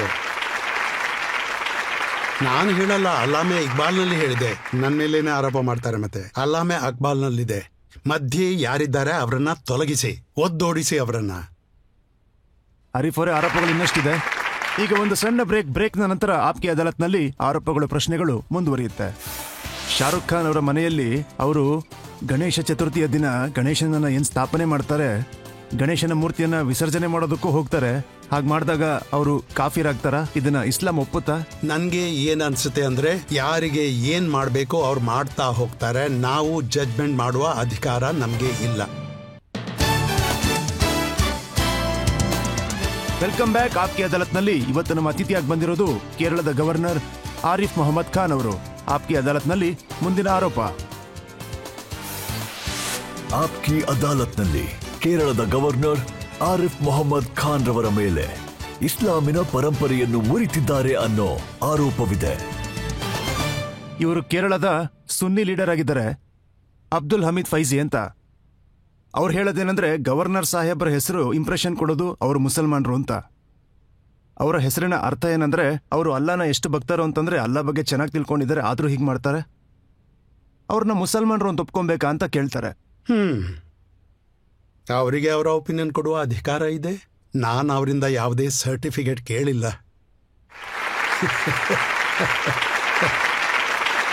ಅವರಿಂದ ಅಥವಾ ಯಾರಿಂದಲೂ ನಾನು ಸರ್ಟಿಫಿಕೇಟ್ ಕೇಳಿಲ್ಲ. ತುಂಬಾ ಜನ ಹೇಳ್ತಾರೆ ಈಗ ಏನಂದ್ರೆ ನೀವು- ಇಸ್ಲಾಂ ಅಲ್ಲಿ ಒಂದು ರೂಲ್ ಇದೆ, ಅದೇನಂದ್ರೆ ನೀವು ಬೇರೆ ಒಂದು ಧರ್ಮದ ಜಾಗಗಳಿಗೆ ಹೋಗ್ಬಾರ್ದು ಅಂತ. ಹಾಗೆ ಇವ್ರು ಹೇಳೋದೇನೆಂದ್ರೆ ಆರಿಫ್ ಸಾಹೇಬ್ರು ಇನ್ನೊಂದು ಧರ್ಮದ ಮಂದಿರಗಳಿಗೆ ಹೋಗ್ತಾರೆ ಅಂತ. ನಿಮಗೆ ಅಂತ ಅವರು ಫೆಬ್ರವರಿ 2022 ಸಾಕ್ಷಿ ಕೊಟ್ಟಿದ್ದಾರೆ. 22 ಫೆಬ್ರವರಿ ಬಗ್ಗೆ ಅವರು ಯಾಕೆ ಹೇಳಿದ್ದಾರೆ? 1980ರಲ್ಲಿ ಕಾನ್ಪುರದ ಹಲವಾರು ಫೋಟೋಸ್ಗಳಿವೆ. ಕಾನ್ಪುರದ ಯಾವುದೇ ದೇವಸ್ಥಾನ ಉಳಿದಿಲ್ಲ ಎಲ್ಲಿಯವರು. ಅವರು ನನ್ನನ್ನು ಕರೆದಾಗ ನಾನು ಹೋಗದೇ ಇದ್ದದ್ದು ಕಾನ್ಪುರ್ನವರನ್ನೇ ಕೇಳಿ. 2022 ಯಾಕೆ? 1980ರಲ್ಲಿ ನಾನು ಕಾಂಗ್ರೆಸ್ನ MP ಆಗಿದ್ದೆ ಕಾನ್ಪುರ್ನಿಂದ. ಇವರು 5 ವರ್ಷದ ಬಗ್ಗೆ ಕೇಳ್ತಾರೆ. ಬಹುಶಃ ಅಲ್ಲಿ ಅವರು ಯಾವುದೇ ದೇವಸ್ಥಾನಕ್ಕೆ ಕರೆದ್ರು ನಾನು ಅಲ್ಲಿಗೆ ಹೋಗಿದ್ದೀನಿ. ಇಲ್ಲ, ಅವ್ರ ಸಮಸ್ಯೆ ಏನು ಅಂತಂದ್ರೆ ನೀವು ಶಬರಿಮಲೆಗೆ ಹೋಗ್ಬಿಟ್ಟು ಅಲ್ಲಿನ ಆಚರಣೆ ಅಂತ ಅಲ್ಲಿನ ಬಟ್ಟೆ ಹಾಕೊಂಡು ಅಲ್ಲಿ ನೀವು ಖುದ್ದಾಗಿ ಹೋಗಿ ದೇವರಿಗೆ ಪೂಜೆ ಮಾಡಿರುವಂತದ್ದು. ಅವ್ರು ಹೇಳೋದೇನಂದ್ರೆ ಇಸ್ಲಾಂ ಅಲ್ಲಿ ಇದಕ್ಕೆ ಅಲೋ ಇಲ್ಲ ಅಂತ. ನಾನೀಗ ನಿಮ್ಗೆ ಹೇಳ್ತೀನಿ. ಇಬ್ನೆ ಅರ್ಬಿ ನೀವು ಗೂಗಲ್ಗೆ ಹೋಗಿ, ಸೂಫಿಯರಲ್ಲಿ ಮೊದಲ ಹೆಸರು ಎಲ್ಲಕ್ಕಿಂತ ದೊಡ್ಡ ಹೆಸರು. ಮತ್ತೆ ಎಷ್ಟೆಲ್ಲ ಬರೆದಿದ್ದಾರೆ ಅವರು. ಮತ್ತೆ ಅವರಿಗೆ ಅರ್ಬಿಯಲ್ಲಿ ಮದ್ರಾಸದಲ್ಲಿ ಅವರ ವಿರುದ್ಧ ಕಲಿಸಲಾಗುತ್ತೆ. ಮತ್ತೆ ಮದ್ರಾಸದಲ್ಲಿ ವಿರುದ್ಧ ನನ್ನ ಪುಸ್ತಕದಲ್ಲಿ ಒಂದು ಆರ್ಟಿಕಲ್ ಇದೆ, ಅದನ್ನು ನೀವು ಓದಿ. ಇಬ್ನೆ ಅರ್ಬಿ ಅವರೇ ಉಸ್ತಾದ್. ಮದ್ರಾಸದಲ್ಲಿ ಇಬ್ನೆ ಅರ್ಬಿ ಬಗ್ಗೆ ಎಲ್ರೂ ಅವ್ರ ಬಗ್ಗೆ ಹೀಗೇನೆ ಹೇಳ್ತಾ ಇದ್ರು. ನೀವೀಗ ಹೇಳಿದ್ರಲ್ಲ ನನ್ನ ಬಗ್ಗೆ ಹೇಳ್ತಾರಂತ, ಅದೇ ಉಸ್ತಾದ್. ಇದು ಮಕ್ಕಾದ ವಿಷಯ. ಅದು ಎಲ್ಲಕ್ಕಿಂತ ದೊಡ್ಡ ಮಸ್ಜಿದ್ ಅರಂ ಶರೀಫ್. ಆ ಜಾಗದಲ್ಲಿ ಇದೇ ಉಸ್ತಾದ್ ಇದೇ ರೀತಿಯ ಪ್ರಶ್ನೆ ಉತ್ತರಗಳಲ್ಲಿ ಅವರು ಹೇಳಿದ್ರು, ಇಬ್ನೆ ಅರ್ಬಿಗಿಂತ ದೊಡ್ಡ ವಿದ್ವಾಂಸ ಹಾಗೂ ಹಿರಿಯರು ಮತ್ಯಾರೂ ಇಲ್ಲ. ಮತ್ತೆ ಅವರ ಯಾರೋ ಸ್ಟೂಡೆಂಟ್ಸ್ ಇದ್ರು, ವಿದ್ಯಾರ್ಥಿಗಳು. ಅವ್ರ ಪ್ರಶ್ನೆ ಕೇಳಿದ್ರು, ಸರ್ ನೀವು ಬೆಳಿಗ್ಗೆ ನಮ್ಗೆ ಕ್ಲಾಸ್ನಲ್ಲಿ ಹೇಳಿದ್ರಿ ಇಬ್ನೆ ಅರ್ಬಿ ದಾರಿ ತಪ್ಪಿದ್ರು ಅಂತ. ಈಗ ನೀವು ಹೇಳ್ತಾ ಇದ್ದೀರಾ ಅವರಿಗಿಂತ ದೊಡ್ಡ ವಿದ್ವಾಂಸ ಅಲ್ಲಾಹನನ್ನು ಅರ್ಥ ಮಾಡುವವರು ಯಾರೂ ಇಲ್ಲ ಅಂತ. ಇದೀಗ ಪರಸ್ಪರ ವಿರುದ್ಧವಾಯ್ತಲ್ಲ. ಇಲ್ಲಿ ಕೇಳಿ, ಅಲ್ಲಿ ನನಗೆ ಪ್ರಿಸ್ಕ್ರೈಬ್ಡ್ ಲೇಬರ್ಸ್, ಯಾರು ನಿರ್ಧಾರಿತ ಸಿಲೆಬಸ್ಗೆ ನೀವು ಏನ್ ಹೇಳ್ತೀರಾ, ಪಠ್ಯಕ್ರಮ, ಅದನ್ನು ಕಲಿಸ್ಬೇಕಾಗತ್ತೆ. ಇಲ್ಲಿ ನನ್ನ ಮನಸ್ಸಿನ ಮಾತನ್ನು ಹೇಳ್ತಾ ಇದ್ದೀನಿ.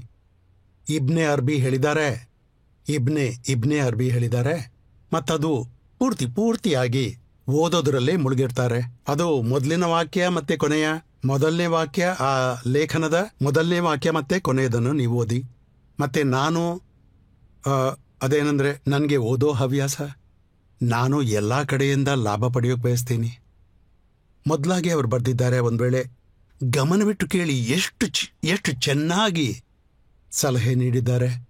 ನಮ್ಮ ಸುತ್ತಮುತ್ತ ಶಾಂತಿಯ ವಾತಾವರಣ ಇರಬೇಕು. ಅವರು ಎಂದೂ ತಪ್ಪಾಗಿ ಕೂಡ ನೀವು ಯಾವ ಧರ್ಮವನ್ನು ಪಾಲಿಸ್ತೀರಾ, ತಪ್ಪಿಯೂ ಕೂಡ ಆ ಧರ್ಮದ ಬಗ್ಗೆ ಮಾತ್ರ ಹೊಗಳಬೇಡಿ. ನಿಮ್ಮಲ್ಲಿ ಬಂದವರಿಗೆ ಹೇಳ್ತೀರಲ್ಲ, ನೀವು ಕೂತಿದ್ದೀರಾ ಮತ್ತೆ ನಿಮ್ಮ ಮಕ್ಕಳನ್ನ ಹೊಗಳ್ತಾ ಇದ್ದೀರಾ, ಇದು ಒಳ್ಳೆ ವಿಷಯ ಅನ್ನಲಾಗೋದಿಲ್ಲ. ಅವರು ಹೇಳಿದ್ದಾರೆ, ನಿಮ್ಮ ಧರ್ಮ ಯಾವುದೇ ಇರಲಿ, ನಿಮ್ಮ ನಂಬಿಕೆ ಏನೇ ಇರಲಿ, ಬೇರೆಯವರ ಜೊತೆಗೆ ನೀವು ಕೂತಾಗ ಆ ವಿಷಯವನ್ನು ಮಾತ್ರ ಹೊಗಳಬೇಡಿ. ಹೊಗಳಬೇಕು, ಆದರೆ ಬೇರೆಯವರನ್ನು ಹೊಗಳಬೇಕು. ಮೊದಲು ಹೀಗೆ ಹೇಳಿದ್ದಾರೆ. ಮತ್ತೆ ಕೊನೆಯದಾಗಿ ಏನು ಹೇಳಿದ್ದಾರೆ? Do not confine yourself to one place. ನಿಮ್ಮನ್ನ ನೀವು ಒಂದೇ ಪರಂಪರೆಯಲ್ಲಿ ಕಟ್ ಹಾಕೊಳ್ಬೇಡಿ.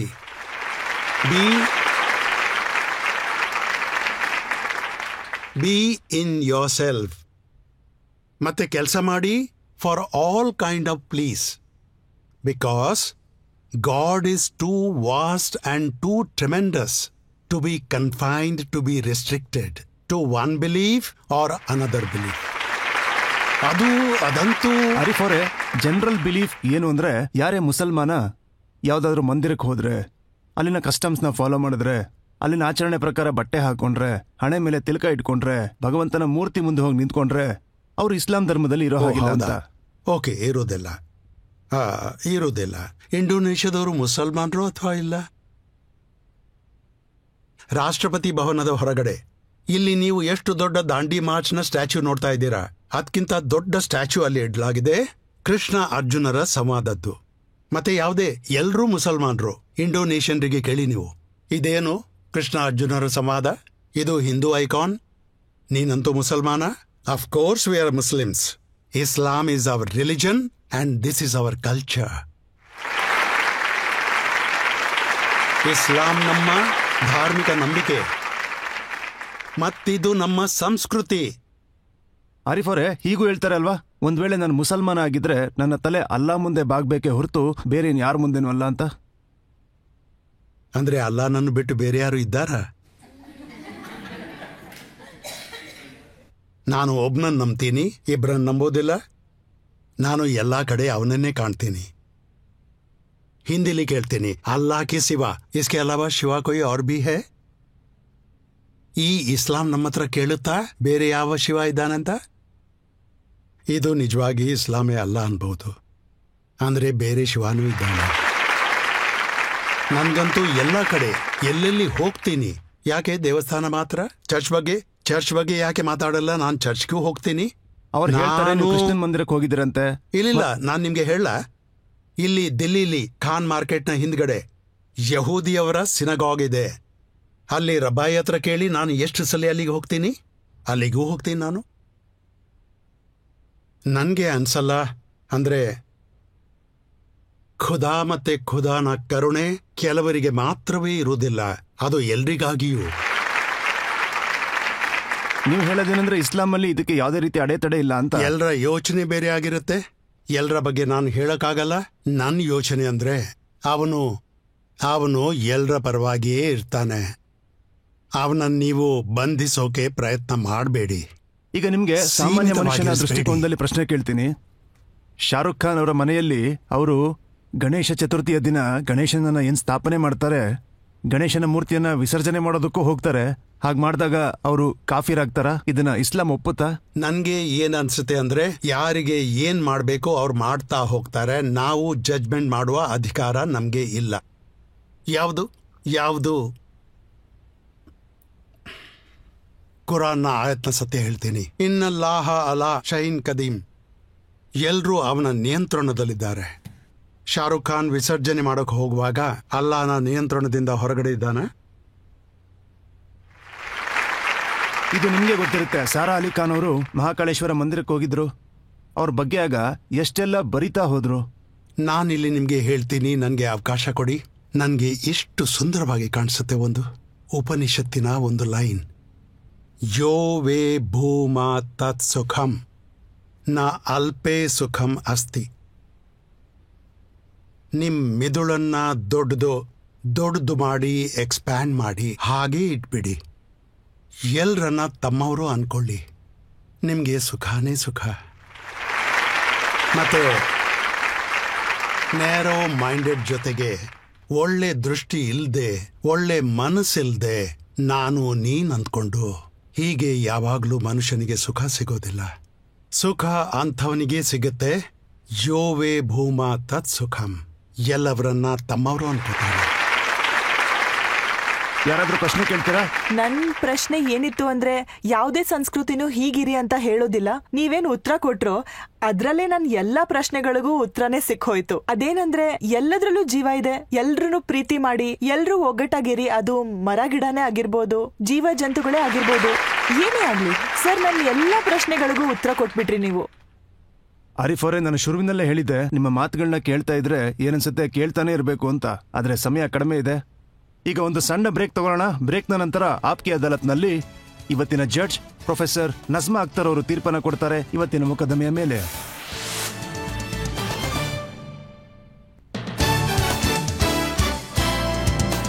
Welcome back. ಆಪ್ಕಿ ಅದಾಲತ್ನಲ್ಲಿ ಇವತ್ತು ನಾವು ಮೊಕದ್ದಮೆಯನ್ನ ಹೂಡಿದ್ದು ಕೇರಳದ ಗವರ್ನರ್ ಆರಿಫ್ ಮೊಹಮ್ಮದ್ ಖಾನ್ ಅವರ ಮೇಲೆ. ನಾವು UCCಯ ಬಗ್ಗೆ ಅವ್ರಿಗೆ ಪ್ರಶ್ನೆಗಳನ್ನ ಕೇಳಿದ್ವಿ. ಜನರ ಮನಸ್ಸಲ್ಲಿ ಎಷ್ಟು ಪ್ರಶ್ನೆಗಳಿದ್ವೋ ಅಷ್ಟು ವಿಚಾರಗಳಲ್ಲಿ ಇವರನ್ನ ಇವತ್ತು ಇಲ್ಲಿ ನಾವು ಪ್ರಶ್ನೆಗಳನ್ನ ಮಾಡಿದ್ವಿ. ಈಗ ಸಮಯ ಆಪ್ಕಿ ಅದಾಲತ್ನಲ್ಲಿ ಇಂದಿನ ಜಡ್ಜ್ ಜಾಮಿಯಾ ಮಿಲಿಯಾ ಯೂನಿವರ್ಸಿಟಿಯ vice chancellor professor Najma Akhtar ಅವರು ತೀರ್ಪನ್ನು ಕೊಡ್ತಾರೆ. ಇವತ್ತಿನ ಗೆಸ್ಟ್ ಶ್ರೀ ಆರಿಫ್ ಮೊಹಮ್ಮದ್ ಅವರು ನನಗೆ 1973 ಅವರ ಪರಿಚಯ. ಯಾಕಂದರೆ ಇವರು ಪ್ರೆಸಿಡೆಂಟ್ ಇದ್ದ ಯೂನಿವರ್ಸಿಟಿಯಲ್ಲಿ ನಾನು ಕಲಿತದ್ದು. ನಿಮ್ಮ ಧ್ವನಿಯಲ್ಲಿ, ನಿಮ್ಮ ವಾಣಿಯಲ್ಲಿ ಗಾಂಭೀರ್ಯ ಏನಿದೆಯೋ, ನಾಲೆಜ್ ಏನಿದೆಯೋ, ಅಪಾರ ನಾಲೆಜ್ ತುಳುಕುತ್ತೆ. ನೀವು ಅದನ್ನು ಅಲಿಗಢದಿಂದಲೇ ತಗೊಂಡು ಬಂದಿದ್ರಿ ಮತ್ತು ದೇಶದ ರಾಜಕಾರಣಿ ಆದಮೇಲೆ ಅದು ಹೆಚ್ಚುತ್ತಾ ಹೋಗ್ತಿದೆ. ಸಂಹಾವ್ ಜಡ್ಜಸ್ಗಳಿಗೆ ಚಪ್ಪಾಳೆ ತಟ್ಟುವ ಅಧಿಕಾರ ಇರೋದಿಲ್ಲ. ಇಲ್ಲಾಂದ್ರೆ ಈಗ ನಾನು ಚಪ್ಪಾಳೆ ತಟ್ತಿದ್ದೆ. ನಿಮ್ಮ ಮೇಲೆ ತುಂಬಾ ಆರೋಪಗಳನ್ನು ಹೊರಿಸಿದ್ದಾರೆ, ಅದರಲ್ಲೂ ಗಂಭೀರ ಆರೋಪ ಹೊರಿಸಲಾಗಿದೆ. ನೀವು ಕನ್ನಡಿಯಂತೆ ಸ್ಪಷ್ಟವಾಗಿ ಉತ್ತರಿಸಿದಿರಿ ಮತ್ತು ಎಲ್ಲ ಭ್ರಮೆಗಳನ್ನ ಮುರಿದು ಬಿಟ್ರಿ. ಇದರ ಜೊತೆಗೆ ಕೊನೆಗೆ ನಾನು ಹೇಳ ಬಯಸ್ತೀನಿ, ಅಂದರೆ ನೀವು ನಿಮ್ಮ ಮೇಲೆ ಹೊರಿಸಿದ ಎಲ್ಲ ಆರೋಪಗಳಿಗೆ ನಮ್ಮ ಗೆಸ್ಟ್ ಶ್ರೀ ಆರಿಫ್ ಮೊಹಮ್ಮದ್ ಖಾನ್ ಸಾಹೇಬ್ರು ತುಂಬ ಸಮಾಧಾನಕರ ರೀತಿಲಿ ಅದಕ್ಕೆ ಉತ್ತರ ಕೊಟ್ಟಿದ್ದಾರೆ. ಆಪ್ಕೆ ಅದಾಲತ್ ಇವರ ಎಲ್ಲ ಆರೋಪಗಳಿಂದ ಇವರನ್ನು ಮುಕ್ತಿಗೊಳಿಸಿದೆ.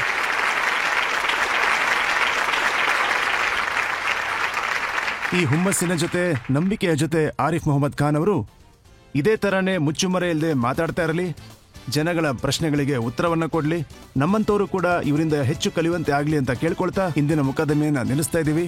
ಮುಂದಿನ ಸಂಚಿಕೆಯಲ್ಲಿ ಭೇಟಿಯಾಗ್ತೀನಿ ಮತ್ತೊಬ್ಬ ಪ್ರಮುಖ ವ್ಯಕ್ತಿಯ ಜೊತೆ. ಅಲ್ಲಿವರೆಗೂ ನಮಸ್ಕಾರ.